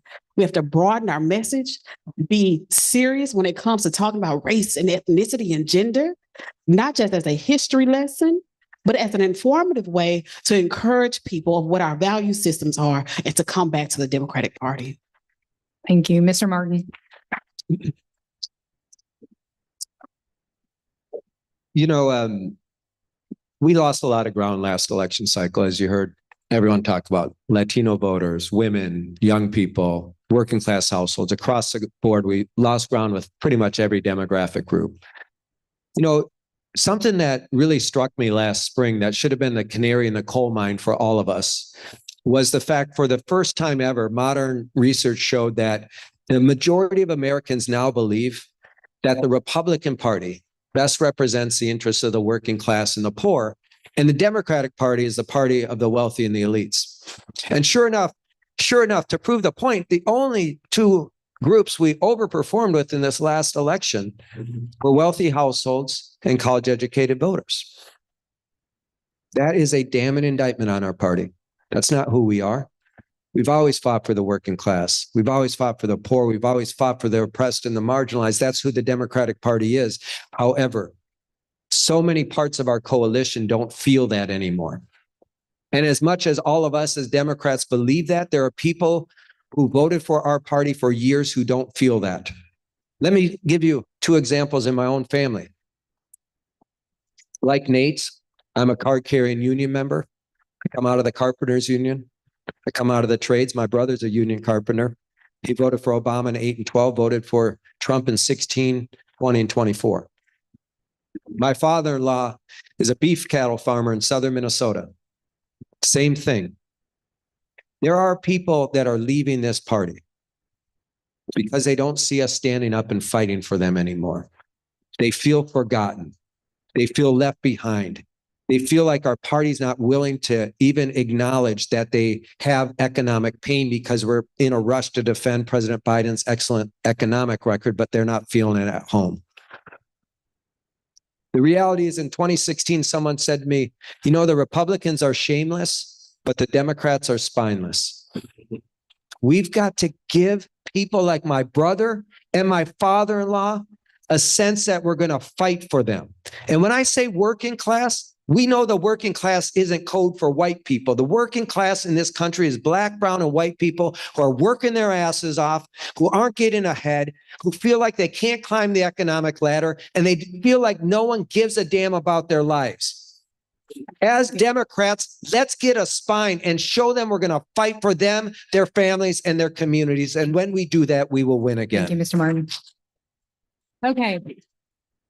We're going to make this super easy. We'll continue to start with you, Mr. Martin, but this will be the final question, and then you all can stretch. Again, the faster you look at the times up, the faster you can go to the reception. All right, and stretch out. Okay, last question. Speaking of messaging, Donald Trump has been very successful in getting voters who are less likely to pay attention to politics, paying attention to politics and voting. So how, as DNC chair, would you capture the attention and support of people, particularly here in the Southern region, who aren't locked into politics 24/7? So I think this is really important because 40% of Americans say they avoid the news.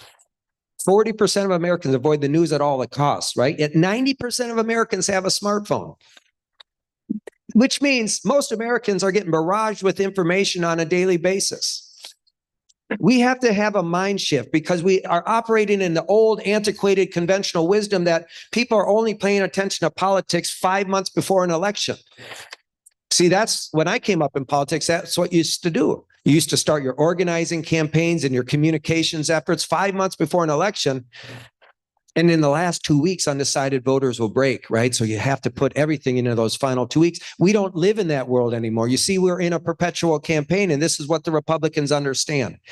This is what the conservative movement understood. They made this shift years ago. You see, right after the 2020 election, they started to beat the hell out of Joe Biden and the Democratic Party in all these new information spaces, from gaming platforms to podcast services to online spaces, using trusted messengers and validators already present on those communities to spread their misinformation, their disinformation, and lies. They did that in an unimpeded manner. We weren't even on those platforms. They did that in an unimpeded manner for 3 years before we even started our communications infrastructure, meaning they defined us before we defined ourselves. So how do we cut through all of that? We need to realize, as Ben talks a lot about, right? We have to meet voters where they're at. I'm a hunter. People ask me all the time, where do you go to hunt? They think I'm going to give them up my favorite hunting spot or my deer stand, right? No. You know where you go? You go where the deer are. And what I mean by that is we need to meet voters where they're at. We need to do an information consumption survey to find out where people are getting their information, and we need to be present. And we need to treat this as a perpetual campaign by running a permanent campaign every day of the year, every month of the year, every year. Thank you so much. Thank you. Dr. Hathaway. I hope you all can hear my Southern drawl. I'm trying to hold on to with all my might living up in Chicagoland. Okay. I say that because, as you all know, I'm a Southerner. I know this lingo. I know this linguistic culture, born and bred into it. We are going to need people directly from the regions speaking on the behalf of those that are in the area, embedded, willing to speak the language of the people, to inspire, encourage, and motivate, as well as inform and educate about this thing that we all are gathered here together today to discuss, that is politics, and why people ought to come over to the Democratic Party. I know there's a tendency among elected and appointed officials, to use all these buzzwords and, whatever is catchy at the moment. I understand it. It's a communications tactic. Those are the things in which people remember, but they also listen to your authenticity. What is really in your heart? What are your value systems? What is your ideology? How is that being transmitted and disseminated in such a way that every time you speak, people just hold on just a little bit more? Because you throw something out there and it comes right back and it makes sense. That's what we have to do as a party, no matter what medium, what platform that we use. It has to make sense and translate well. If you all give me the blessing and opportunity as the next DNC chair, I want to be the transmitter of that message. As the granddaughter of a lay Church of Christ preacher, my family still attends that congregation to this day on both sides of my family because they love each other that much. But when I tell you all, I understand that we have to go into our churches and mosques and synagogues and secular places that people may not always traditionally want to go into. Dr. King went into the pool hall and spoke to the people even in those spaces. I can't play pool very well, but I'll go. As well as the party has to be about more of the business of social activism. We got to march on these people in a positive and peaceful and respectful manner as well. Take the fight to the streets. That is how we win back the souls of people. I promise I'm about to go. For the last couple of years, possibly, I have been working on a podcast with two Church of Christ preachers. They're more well-known than I am. Oh my gosh. But when I tell you we speak on national and international issues that touch upon the pulse of what is happening, we too have to do those same things as a party. This is not something new, but it's something that must be done by elected and appointed officials to get our message out on a more consistent basis. Thank you, Dr. Hathaway. Mr. O'Malley. Thank you. So the question is, and it's an interesting question, how is it that they beat us based on people that don't show up? How did they manage to get so many of their people who don't show up to actually show up this time? I know many of you were working the polls. You saw people you'd never seen at your polling place before. And then the flip side of that is, how did they convince so many of our people not to show up?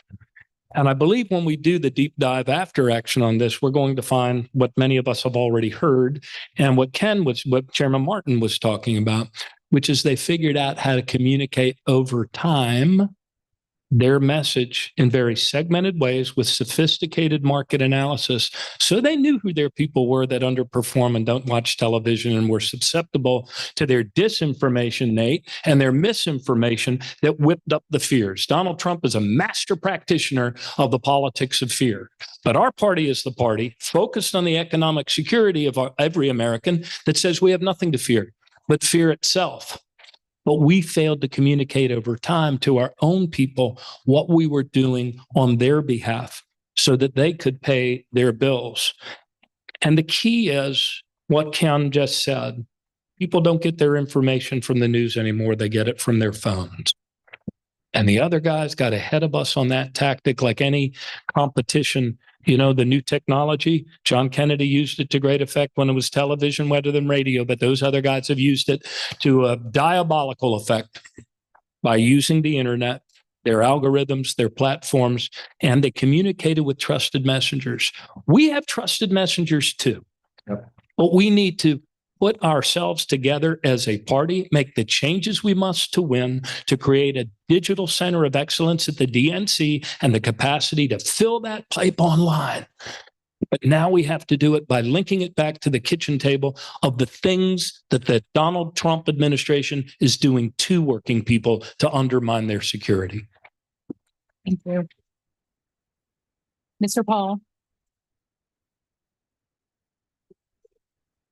So I'm different on this because you're talking about people whose attention is wandering and doesn't pay attention.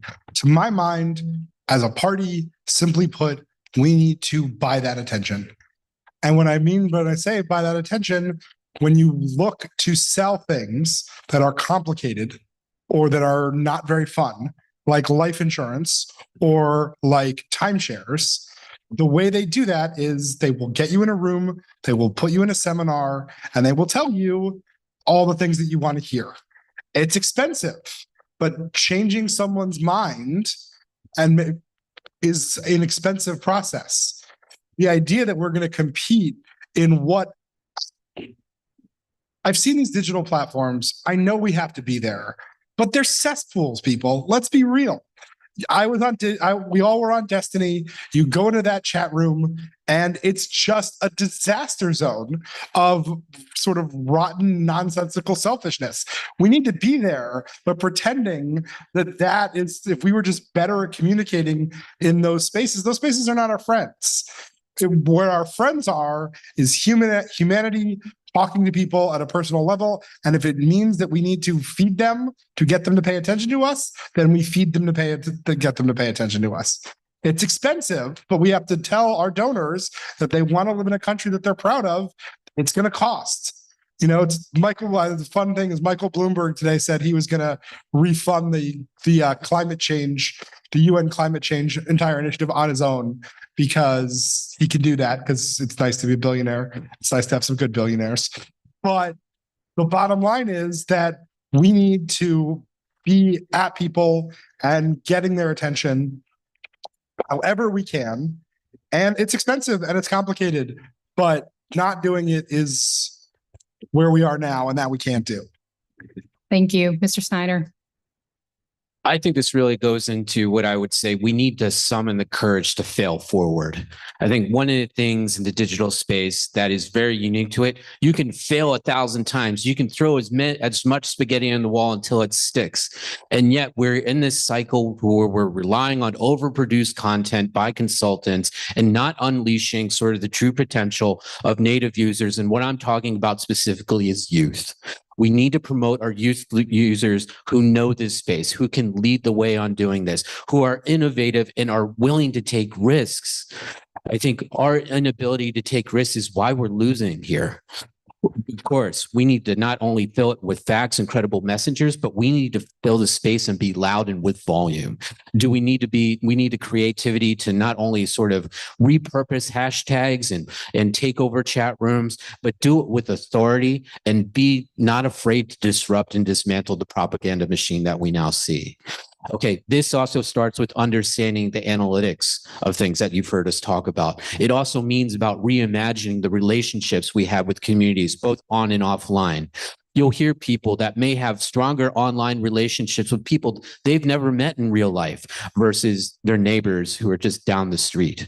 This is a new dynamic we need to face. So that also means we need to reimagine the tools, the way we organize, and how we use these platforms to reach people. Yes, many of these things are non-traditional platforms, and we need to take advantage of that. And just like old school shoe leather organizing, it also means we need to build our community with content creators, users, streamers, bring them to the table, make sure they're treated as professionals, and we do it with transparency, and we arm them and make them the force multipliers they are to take on this space to really push back on the hate and the fear that is being spread right now. That is a big culture shift, and it's not something we're used to, but it's something that we need to do in order to move forward. So yes, just again and again, youth, youth, youth, we got to unleash them. And if we don't, then we're going to be having this conversation over and over again. Thank you, Mr. Reckler. I had the chance this week to go on the Gino Jones show. And Gino said something that I think is exactly right. If you're in a new media platform, if you're on a streaming show, authenticity shines through right away. And I think Dr. Hathaway's point is really powerful and important, which is you need a lot of people who can speak with authenticity to a lot of different communities, to Chair Martin's point, across tons of platforms, every platform and every place, every year, every day, every month. This is a long-term project. But the question that you asked about how is it that we engage people who are not thinking about politics right now, let's be real. People don't want to think about politics right now because it's really depressing. And I think the thing that will change is when Trump does something that threatens things that are precious to all of us, and we realize that if we fight back, we can win. It's when there's a fight. It's when there's a movement, when people can see that they can be part of something bigger than themselves, when we all get together and we march in the streets and we do this work and then we prevail. That's when we energize people and they realize that they can be part of a fight to build the kind of country that we need to be. I remember when Trump tried to repeal the Affordable Care Act and tried to gut Medicaid, and they had the votes. They'd already practiced passing it through the House 87 times. Every day they were repealing Obamacare. And then we organized. This is my previous job at MoveOn.org. I was part of this work to organize tens of thousands of protests across the country. I was leading the protests outside the Capitol when John McCain did that thumbs down and the Affordable Care Act repeal fell apart. And the energy that we built in that fight for something so basic and fundamental that all of us need to be able to see a doctor when we get sick, that became the message in 2018. And we won the House and we won in states all across the country. And we built on that year over year to win a trifecta in 2020. We need to build this communications infrastructure so we're ready for the fight. And then we need to fight that fight to show this country who we are for and who we are as Democrats. And when we do that, we're going to win. Thank you so much for an amazing. Thank you so much, candidates. Thank you. You all are free to go. I appreciate your time. Thank you so much for taking all my questions. Thank you. Thank you. You guys were great sports. Thank you. Not everybody leave. I'm so sorry. We're not quite done yet. They can leave. They can get up. Okay. Sorry. Thank you so much. Sorry. Everybody stretch if you need to. Maybe everybody stretch a little bit.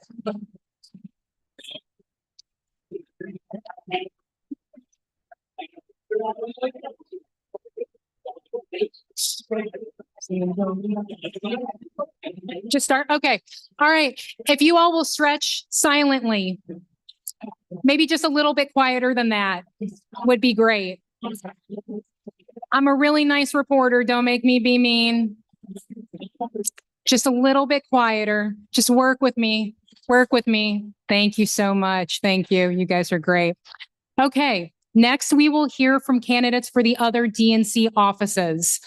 We will hear from those who are here in person due to some travel issues. There are some candidates who have submitted a video, and the party will share the videos following the in-person speeches. We ask each candidate to limit their remarks to under 2 minutes. If you want to make it a minute, absolutely so be it. Okay.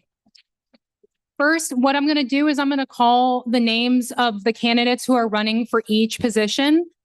You can come to this podium. I will step aside, lean in so everybody can hear. And again, I just ask everybody to be respectful and keep your voices down. So for Secretary, Marilyn Davis, you first, and then we'll go to Jason Ray.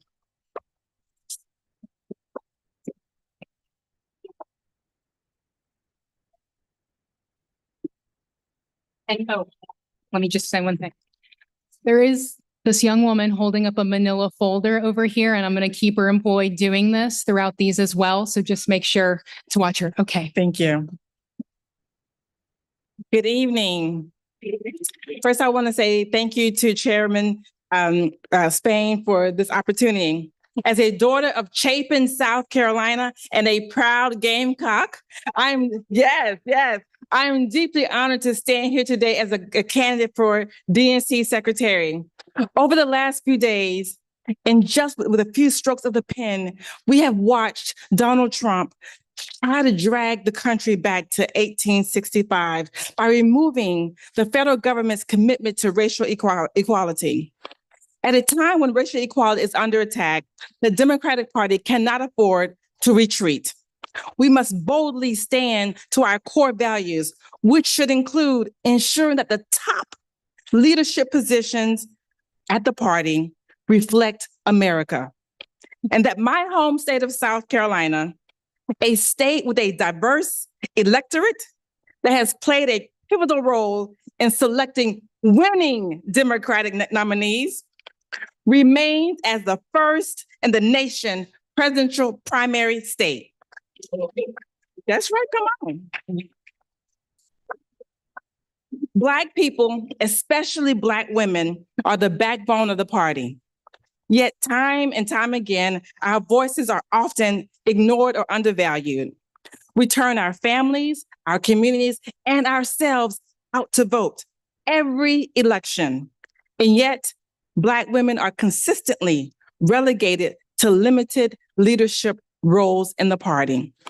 We deserve better. Better representation, better opportunities, and better recognition for the work we do to sustain this party. It is for our contributions to be matched with the leadership roles and respect we have more than earned. Our party's strength lies in empowering the very people who fuel our success. That's why I'm running for DNC secretary and I'm asking for your votes. And that's why I'm calling on my opponent and all candidates for DNC officer positions to publicly affirm their commitment to keeping South Carolina, my home state, as the first in the nation. Thank you.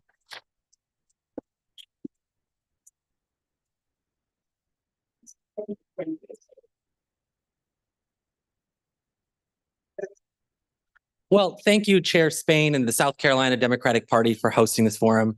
My name is Jason Ray, for those of you that I have not had a chance to meet, and specifically to our DNC members here, serving as your secretary has been the privilege of a lifetime. And I'm really proud of the progress that we have made together since my first election. From strengthening our communications to ensuring responsiveness and building relationships with members. I've worked to ensure that the office of the secretary is a trusted advocate and resource for all of our DNC members. The secretary plays a pivotal and important role in the affairs and business of our party, from answering members' questions to planning our meetings and so much more. I'm particularly proud of the work that my team and I have done during the last 2 national conventions, certifying over 5,000 convention participants and building a system to help more than 4,500 delegates nominate and cast their votes. This ensured a smooth and seamless process for all delegates. Now, we've made some incredible progress since I was elected, but I know that there's much more work to do, and I'm ready to take on these challenges. And that's why I'm running for re-election as secretary, because my experience, proven results, and dedication equip me to be a strong advocate and a resource for you, our DNC members, as we work together to build and strengthen the Democratic Party. I want to find new ways and innovative ways to engage with our membership and give you the tools and resources that you need to be successful in your roles. I also want to make our meetings more impactful and interactive. As I've always committed, I pledge to continue to listen to your ideas, answer your questions, and work together as we grow our party. I'd be honored to have your vote to continue serving as secretary. For treasurer, Matt Hughes.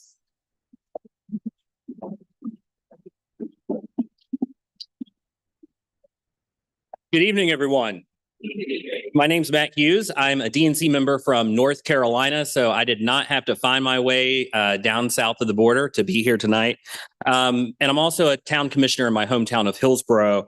I am a UNC Chapel Hill grad, so I'll leave the whole Carolina jabs alone. But I'm running because I believe that the DNC needs to turn the page, that the DNC needs to leave business as usual in the past, because so many of our Democrats across this country, not just the DNC members, not just the donors, not just the people who consume political news, but all of our Democrats need a party that works better and works better to elect Democrats, because for so many people, the work of electoral politics and electoral organizing, especially when you're in places like Washington, D.C., seems like it's a game, a TV show, and there's so many people who are relying upon us. So why am I running to be the DNC treasurer? Well, I didn't have it on my bingo card, but like a lot of people, I was dismayed at the last election, the lost opportunities that we've had, and not just since July, but really the last 4 years and what it takes to have a winning party and a winning coalition.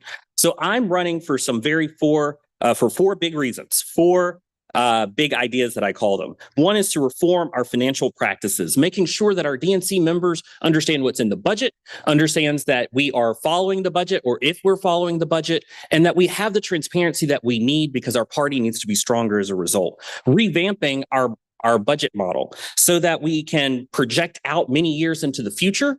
And then we can invest those funds so we can elect Democrats. This year, we have elections in Virginia. I know the Virginia chair, Chair Swecker is here. We've got elections in Virginia. Those are important. Elections in New Jersey, those are important. We don't have 2 to 4 years to figure out our party. We have to project out what our needs are now and invest strategically. The value of any person and any organization in this party should not be dependent on how many battleground districts you have or how many electoral votes you have to give to get to 270. We need to build our structure all over this country for this party so that we can go out and win. And that's what I will do as your DNC treasurer. I'm going to ask our lovely time card. To please come over on this side if possible. I'm sorry to make you move. I'm getting y'all to this reception. All right, for Finance Chair, Tim Lim.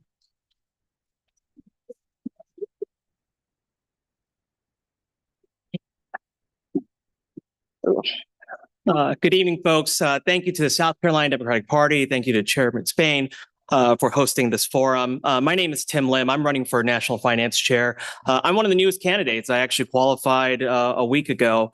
I wasn't planning on running for this race. This wasn't something I had on my vision board, something that my wife said I'm having a midlife crisis at the moment. But why I'm running is because initially this race was uncontested. There was only going to be one person running.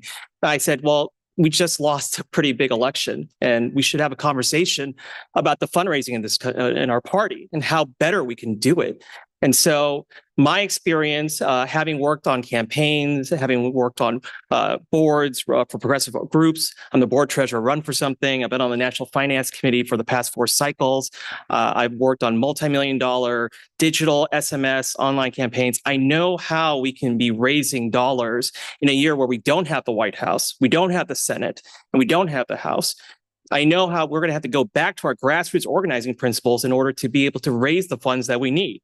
It means that we lower the barrier to entry, that we're investing in our state fundraising networks, we're exchanging information with our state parties about who the National Finance Committee members are, and we're then able to take state fundraising networks that will then also invest in the races and the localities in their areas and create communities so that ultimately we're raising more money. In 2017, we raised $67 million at the DNC. I commit in 2025, we're going to raise $80 million, and we're going to do 70% of that through grassroots. Thank you. And I hope you get a vote next week. Thank you so much. Okay, so these next candidates are for Vice Chair for Voter Engagement and Voter Participation. And please let me state before, if I mispronounce your name in any way, please correct me. I have a unique name, so I feel very strongly about that. Please correct me. First, we'll hear from Jim McBride. An easy one.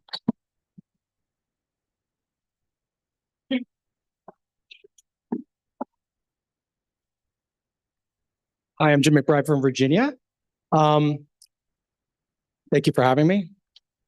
Barack Obama once said about healthcare, there is no shortage of good ideas, just the political will to get them done. I believe the DNC is in the same boat and just needs to become more mission-driven to win nationally again. Having come to politics as a communications professional who specializes in building relationships and served as Obama's first volunteer database coordinator in Virginia and founder of Generation Obama DC for young professionals, I've been an advocate since Obama was first elected to replicate the model he used to become the first community organizer elected as president of the United States. We need to finally double down on the Obama playbook to increase civic engagement and voter participation and win with our values. I believe the movement of hope and change was primarily a democracy-driven people movement. My platform recommends an every community strategy, not just an every state strategy. That means democracy-driven values, democracy-driven leadership, authentic organizing that focuses on democracy-driven coalition building, democracy-driven community engagement, authentic messaging built on democracy-driven voter conversations on every door. So I hope you will learn more about my candidacy, and I look forward to talking to you after the event. Thank you. Thank you. All right, Senator Sheikh Rahman.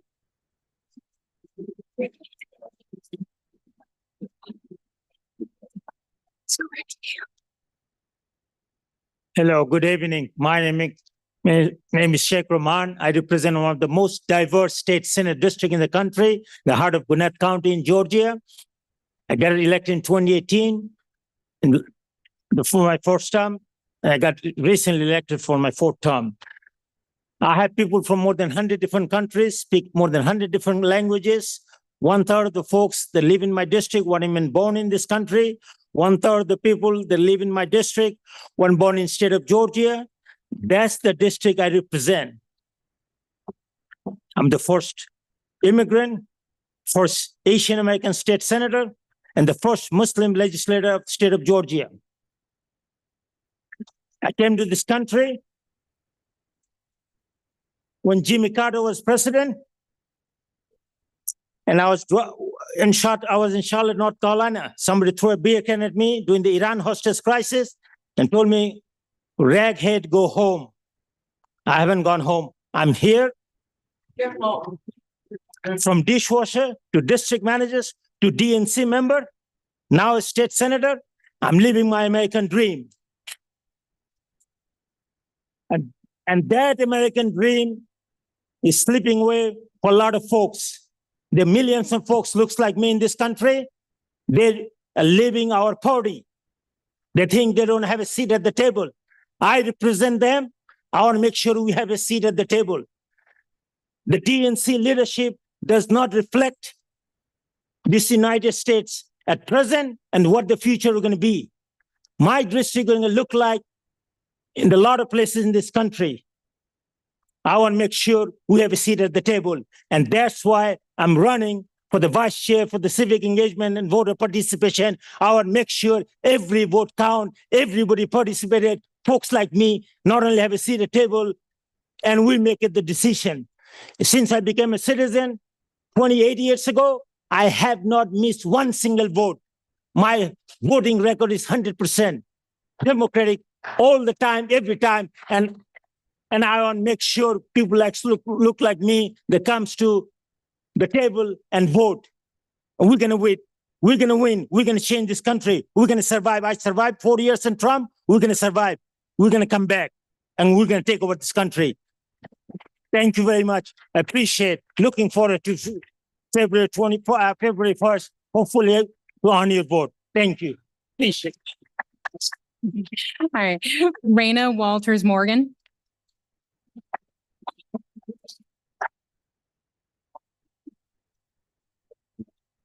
Good evening. You all can do better than that. Good evening. Thank you for having me here today. My name is Raina Walters Morgan. I am an attorney, I'm an organizer, and for almost 5 years, I was the DNC's voter protection director. When I started at the DNC, I walked into an empty department and the National Voter Assistance Hotline literally rang to my cell phone. But over the course of the next 5 years, we built the most robust program in history. We helped millions of voters by revamping iwillvote.com and expanding the National Voter Assistance Hotline. And we started to build our 57 state and territory strategy that included helping state parties build their programs. That included litigation. We partnered with the South Carolina Democrats to challenge the vote by mail restrictions in South Carolina. And that was during COVID. That resulted in the state agreeing to prepay postage for South Carolinians and saving them almost $1 million. That's what building the strategy looks like, partnering together, working together.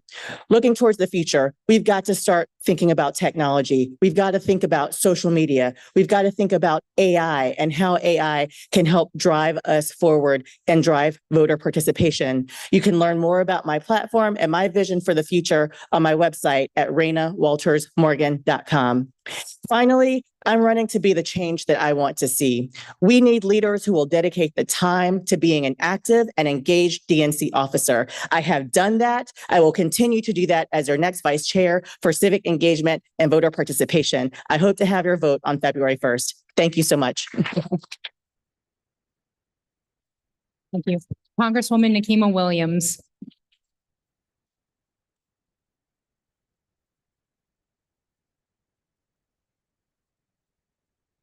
Hello, everybody, and welcome to the South. Y'all, I am Congresswoman Nikema Williams, and I proudly represent Georgia's fighting 5th Congressional District, centered in Atlanta. I'm the chairwoman of the Democratic Party of Georgia, and y'all, I'm your next DNC vice chair for civic engagement and voter participation. I'm a card-carrying union member, a proud daughter of the South, an organizer, and I represent the congressional seat once held by the late Congressman John Lewis. So y'all, this is my life's work. But I know that change doesn't come easy. When we invest in grassroots organizing and show up in every community, building multiracial coalitions and meeting people where they are, y'all, that's when we win. That's what we did in Georgia in 2020 when we flipped our deep red state for Joe Biden and defeated Donald Trump. Then we did it again in 2021, flipping not one, but 2 U.S. Senate seats, delivering the Senate majority. We did it one more time in 2022 because we like to show off in Georgia, and we reelected Senator Reverend Raphael Warnock to a full 6-year term because we showed up for the people and we met them where they were. As your next vice chair of civic engagement and voter participation, y'all, I'm Nikema Williams. And as your next vice chair of civic engagement and voter participation, together, we're going to show up, organize, and win. Thank you.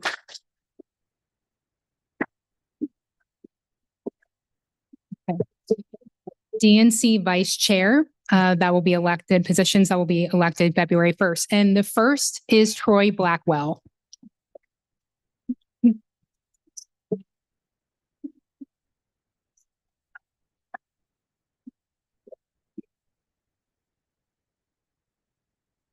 Good evening, everyone. How are you?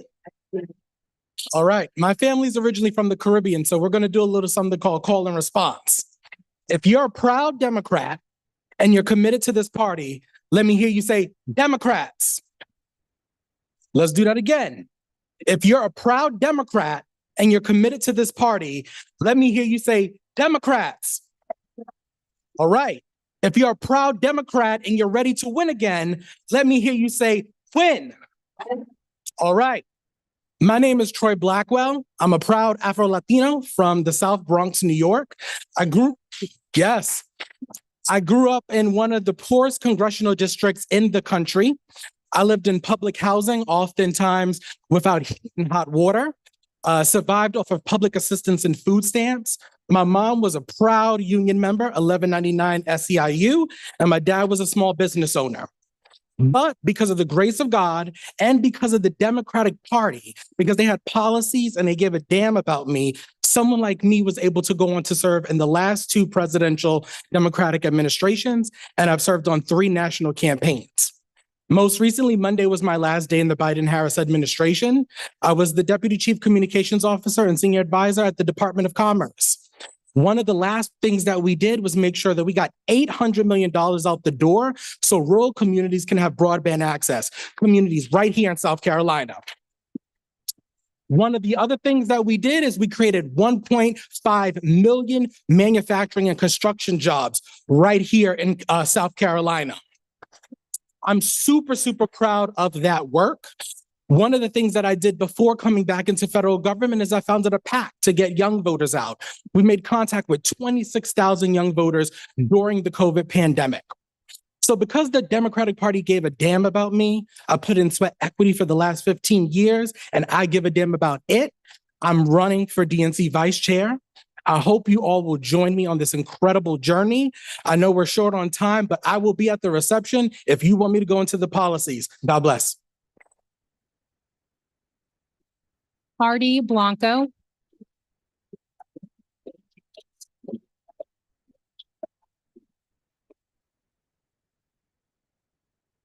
Good evening.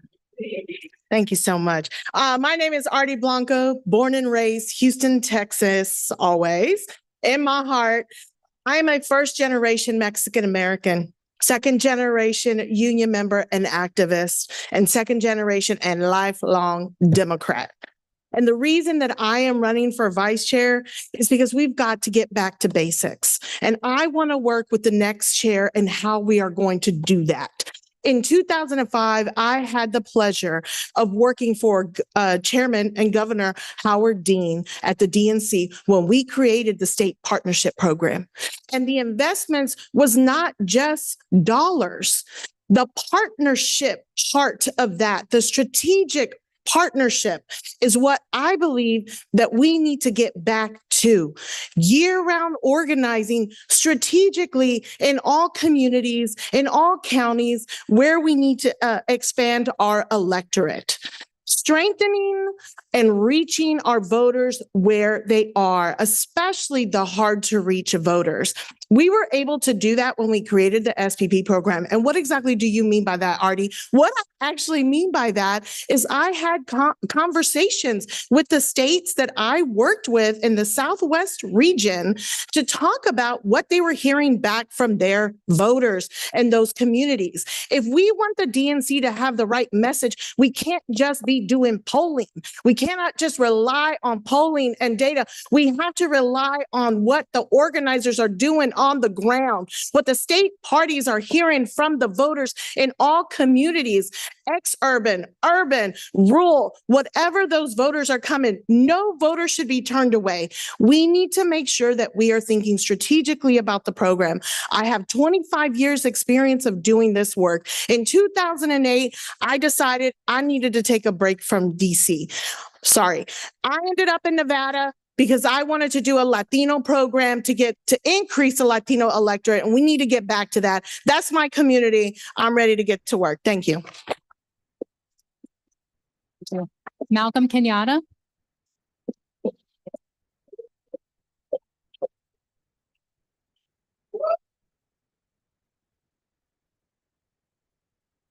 So you've done it. I think I'm the last speaker. If you are here, I'm wrong on the. Okay, you got one more, so I bring you bad news. The penultimate speaker. But if you're here on a Friday night, you're either a reporter who's being nosy, or you're a Democrat who believes in this party, who believes in the future of this party, and who understands that the working families that we care about only have a shot if we have a strong, thriving Democratic Party that is ready to win up and down the ballot. I grew up in a working poor family in the heart of North Philly to a dad who was a social worker and a mom who was a home health care aide. And I always like to say I hit the jackpot in that I got the best parents in the world.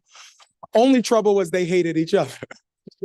And so what that meant for me is I lived 5 or 6 different places by the time I graduated high school. Got my first job at the age of 12 washing dishes at a little restaurant in North Philly.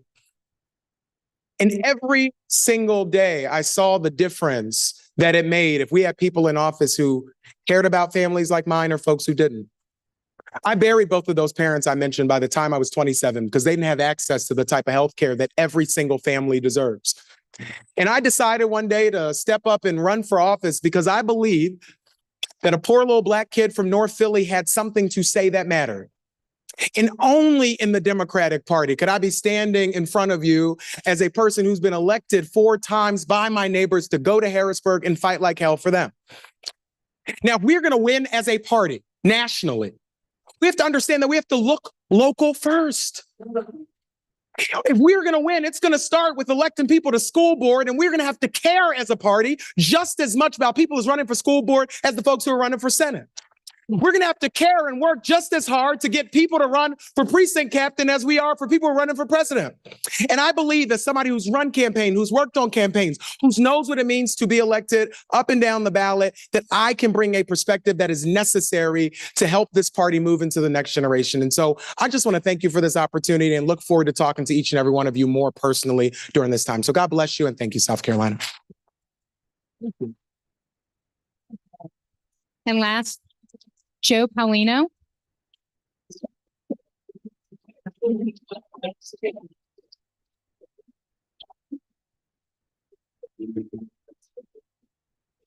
Thank you very much. My name is Joe Paulino. I'm from Providence, Rhode Island.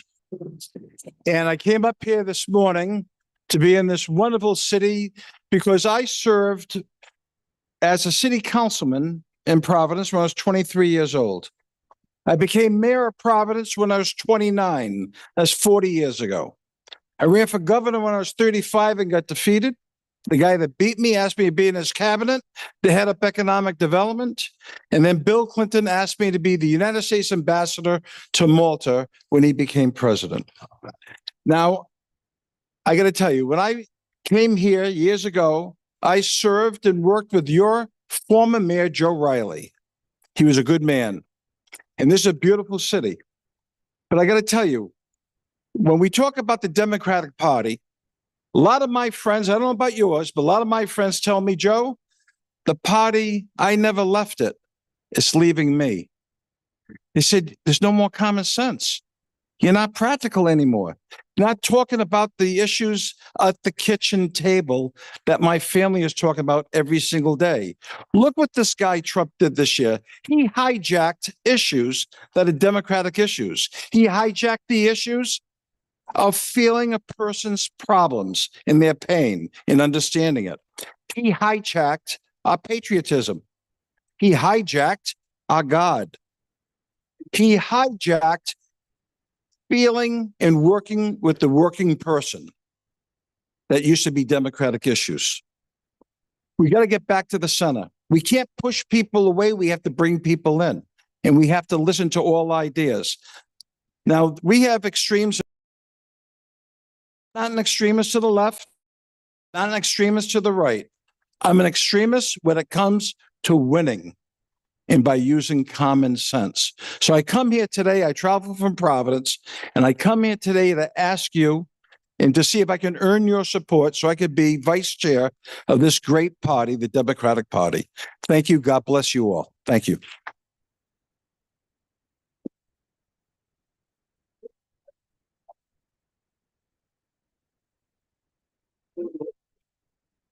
Dangerous.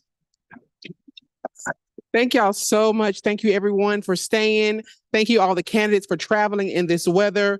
And I want to make sure that I acknowledge the people who work really hard with the Democratic Party here in Charleston who helped us find this great location and helped us get this set up. Our first vice chair, Colleen Condon. And I don't know if she's still here, but our third vice chair, oh, there she is. Our third vice chair, Michelle Brandt, is also here. Thank you. Our second vice chair, Myra Rivera-Vasco, is watching. But again, thank y'all so much. Thank y'all guys. Walk right out this door and be fellow lawyers right here. Go, people, guys, and yourself. Thank y'all for one.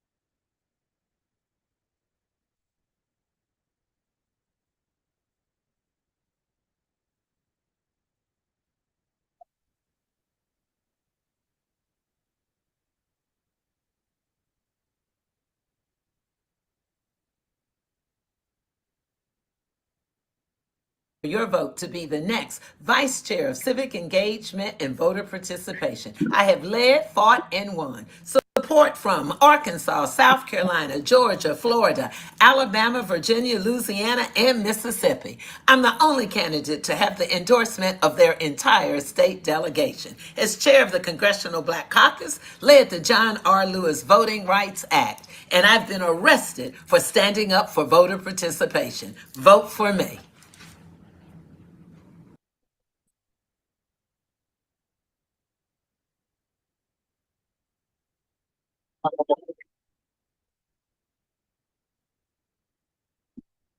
What's going on, South Carolina and Southern Region? I'm Michael Blake. It's great to be with you. I wish I was there in person, but weather and family commitments kept me away, but I had to come show you love. I'm a candidate for DNC Vice Chair for Civic Engagement and Voter Participation, but before I get there, let me show love to Chairwoman Spain and Vice Chair Condon and to Carol, Brianta, Clay, Kay, and of course our DNC Chair, Jamie Harrison, our forever leader, Whip Clyburn, the great leadership of Tribe Before, and to all the leaders from the South that are there in the room, God bless and God keep you. I'm grateful for you. I'm not a stranger to your state. I was an aide to President Obama on the White House and on the campaign, so I spent many days in Charleston and Columbia across the state. I was a former DNC Vice Chair at large, but I'm running for civic engagement and voter participation because we have to get back voters that we have no business losing in the first place. Working voters, working class, middle class, rural and small business, our people of color, specifically young men of color and men of color collectively. How do we change that? I'm glad you asked. First, let's talk about civic engagement. Let's show how government can actually be good and helpful for the people. Demonstrate that by using WhatsApp and GroupMe and technology means so that people can see that there is value in government once again. Have a Schoolhouse Rock 2.0 so you can change the game as well. Talking about games, we need a sports and entertainment strategy. You think about high school sports and college sports in particular. We can reach voters where they're at, as well as have gamers so we can counter what's going on in the chats from Republicans. We can find more ways to make sure we get people to actually vote for us and be excited to vote for us. And when we talk about protecting the vote, yes, we need to do that, but we need people to vote for us in the first place.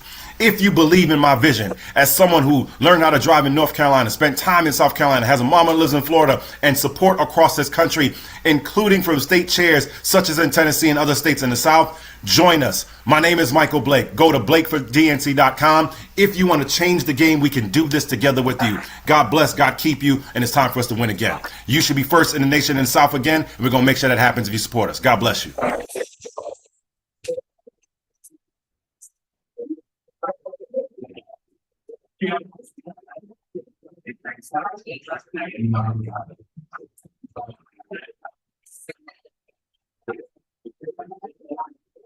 Hi, I'm so sorry I couldn't be there in person. I've actually got with me Nate Schneider's strategy for the South, and really I think you'll find that a lot of my platform connects deeply with what he's put on paper. So I'm Ro Tucci. I'm running for vice chair for civic engagement and voter participation. I'm a leading civic engagement practitioner who deeply understands the unprecedented context we find ourselves in. And I'm a community leader who is in touch with the local needs and knows the courage and success of everyday individuals to push back and build the future they want. I'm here to push us to go further, to build and spark civic activation beyond engagement, and to challenge us by asking us the hard questions about how we build and engage even within our own party. Let's get to real talk. The environment is so tough. Trust is incredibly low. Everyday spaces are either polarized or polluted with misinformation. What people are meeting is constantly changing, and technology is accelerating it all. It's here where the Dems find ourselves out of touch and hard to break through. In this moment, we need to activate. Our opponents use anger to motivate, and we need to match that with activation that connects, inspires, and shows we are getting things done for them. We also need to unify. Our opponents are actively seeking to divide us. Don't let them. Let's build a unified agenda rooted in local experiences and priorities, whatever that might be: economic opportunity and security, public safety for all, social justice. And lastly, to break through, we need messages that connect emotionally, use storytelling, translate into real talk. We need to define the narrative, including in unconventional spaces and in red states, so others don't define it for us. And we need to play offense and highlight unfulfilled promises and the negative impacts of bad policy. And state-by-state media strategies will help us do all of this. All of this takes investments in the state party, so let me end there. Members want to be more than rubber stamps. We need a facilitator of members' ideas, perspectives, and action to harness the creativity and power of the 450 members. This will prevent us from being out of touch. Let's be a member-led organization. We can have strong leadership and efficiency and an active membership group that is voice and contribution. Thank you so much. Hi, I'm so sorry I couldn't be there in person.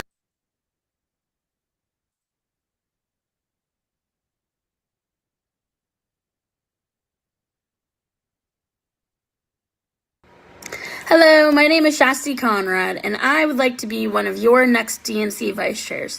Currently, I am the chair of the Washington State Democrats, and I am sorry for not making it to the Palmetto State this evening. I have to get reelected back as state party chair back home here in Washington, and that's happening this weekend. So thank you for allowing me to share this video message with you. I live and breathe the Democratic Party. I wake up thinking about the party, I go to sleep thinking about the party, and all the wonderful people that I work alongside with, and all of the important voters that we must be engaging with. I adore my Democratic colleagues in South Carolina, including fellow chairwoman Crystal Spain and your awesome ED, Jay Parmley, and the incredible and hard work your state party does.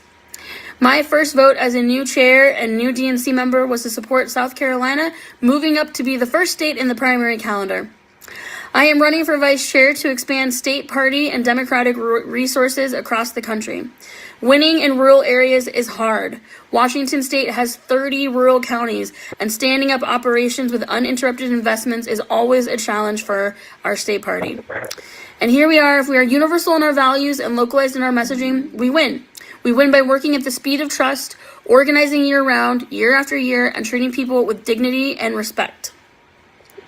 Voter mobilization cannot happen after a national convention. It needs to happen every day. Your party needs the resources to thrive, and I will be a loud, proud voice for you.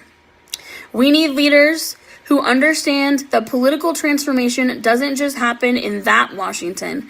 And I've spent my life organizing for President Obama, for building a multiracial, multi-generational movement, for Nobel Peace Prize winner Malala.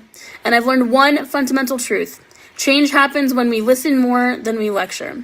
I'm ready to listen to you and organize for a better future. And that is why I'm asking for your vote to be one of your next DNC vice chairs. Thank you.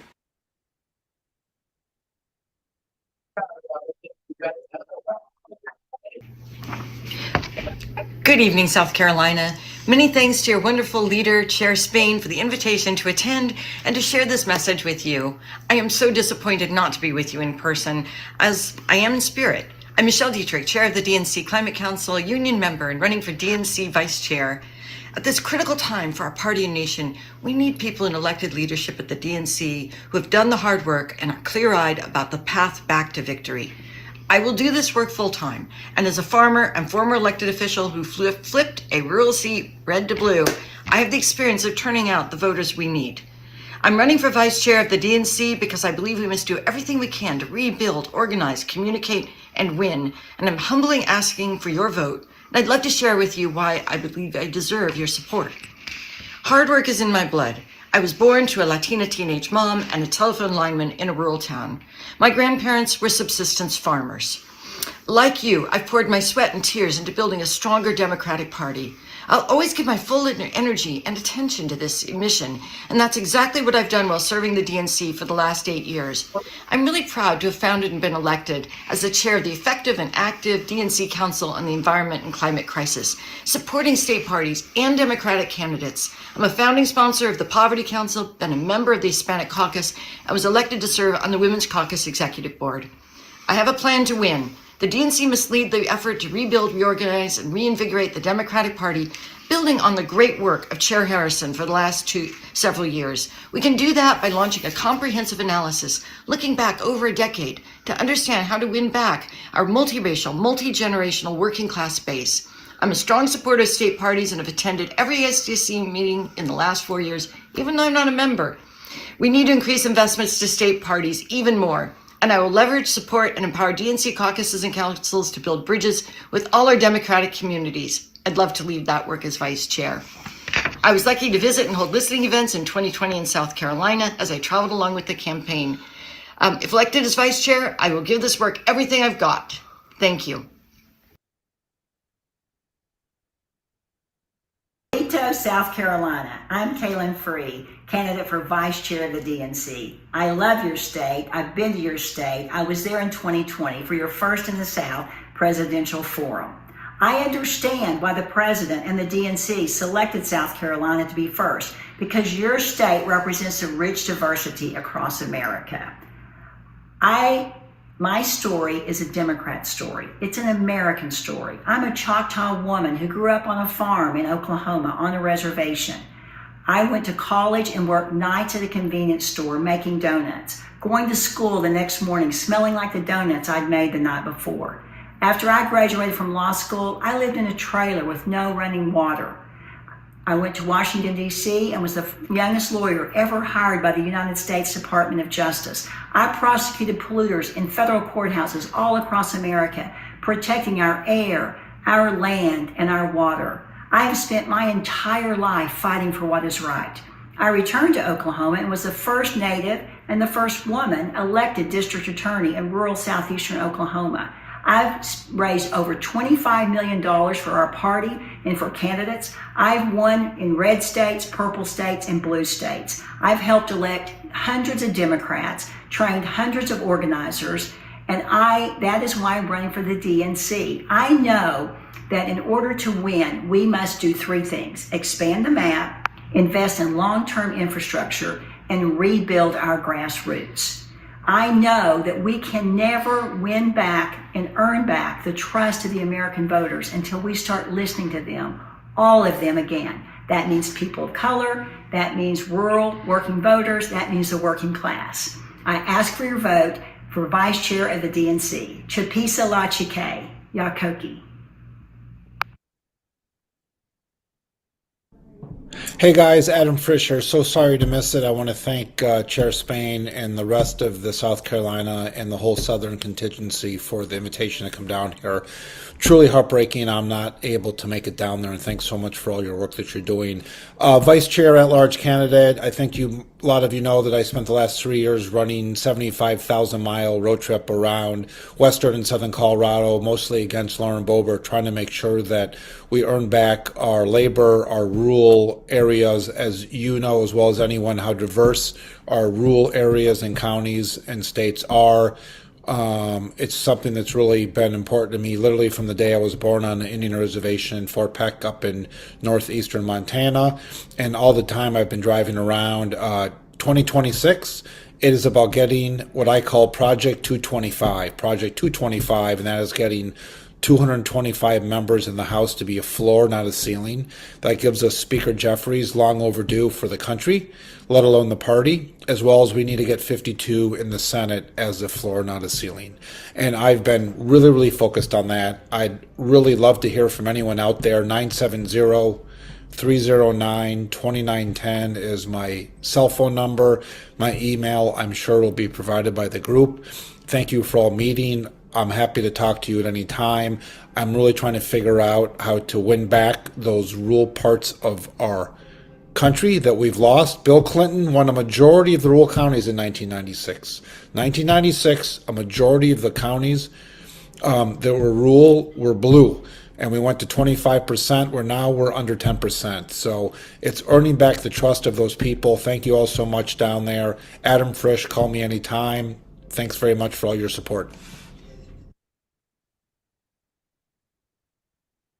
Hey guys, my name is David Hogg, and first I wanted to say thank you to the Southern Caucus and our Southern states and our Southern members for doing the hard work of going and knocking doors, especially when it is, whether it's the soupy heat of summer in Houston, Texas, where I've knocked doors, or it's in Florida or in Georgia or anywhere else. Thank you for all that you guys do.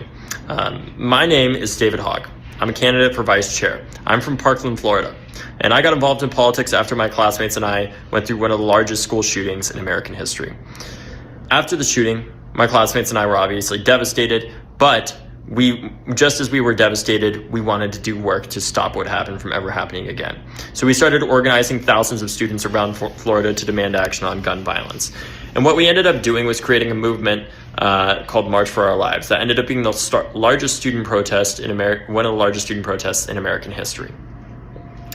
And from that, we were able to build a movement, not because we listened to the pollsters and pundits and consultants that brought our party to this place, but because we went out there and boldly led, taking on the NRA, talking about banning assault weapons. And we ended up raising the age in a state where so many people had written us off. We raised the age to buy a gun to 21. We passed a red flag law that's been used 19,000 times since the shooting in Parkland to disarm people that are a risk to themselves and others. And we did that because we had the boldness and conviction of being proud to stand on our values. And that's why I'm running to be a vice chair. We need to win back our young people, and we need to have more pride as Democrats. As your candidate for vice chair, I promise you that I will continue to fight to invest in the South. That's why this past cycle, I invested over $2 million in young Democrats running for state legislature in states like Texas, Florida, Georgia, and North Carolina, and Alabama. And I hope to count on your vote because you can know that I am there as somebody that is from Florida and is used to being told that things can't change and your state's not worth investing in, somebody who will invest. I know there is no pathway to 270 come 2030 without the South. The South is the future, and we need to invest in that future. And that's why I hope to be your candidate for vice chair. That's why I hope to see you on the ground in your state. And that's why I hope I can count on your vote. Thank you so much.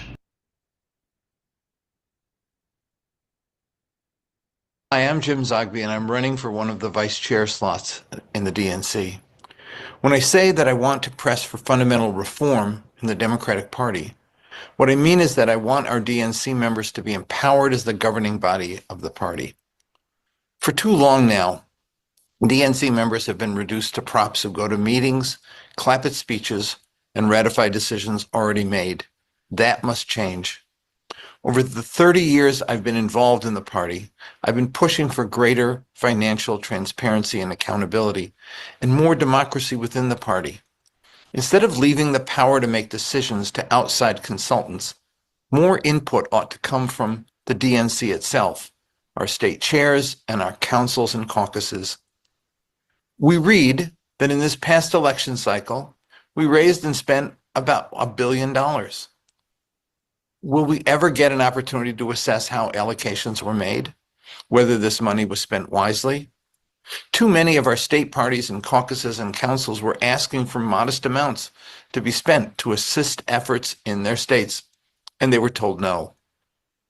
They either weren't priority states or they weren't constituents that we were targeting.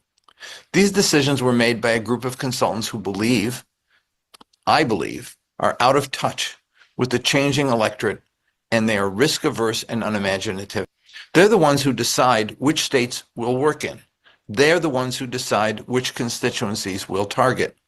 And so we end up with red states and blue states and battleground purple states and our coalition versus their coalition. I don't get it. There are no red states. There are no blue states. They're all our states. Barack Obama used to say, it's the United States of America. Remember, after Jesse Jackson in 1984, his goal was to increase voter registration across the South and in big cities in the Northeast and Midwest. The result was, before the end of that decade, we elected Dave Dinkins in New York and Doug Wilder as governor of Virginia. And as a result of Jesse's work to expand voter registration and build a rainbow coalition, in 1986, Democrats won Senate seats across the South, retaking the Senate, which we lost to Reagan in 1980. The coalitions that won were broad and deep. We never should have lost them.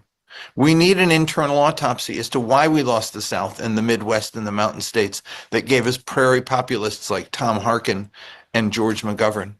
I believe that when we do that, we'll find that when we stop talking to people, when we narrow our vision of who we talk to, when we don't listen and take direction from folks on the ground in the states and the constituent leaders, when our outreach is only on TV, digital, and not personal, we lose. I'm running because I want to push for a change in how we do business. I want accountability, transparency, democracy. I want to shift the equation of our expenditures from outside groups to states, caucuses, and councils. I want to empower our membership to be the governing body of our party. And I want to make us stronger, better, and able to win back folks we lost. I'm Jim Zogby, and I hope I earn your vote. Thank you.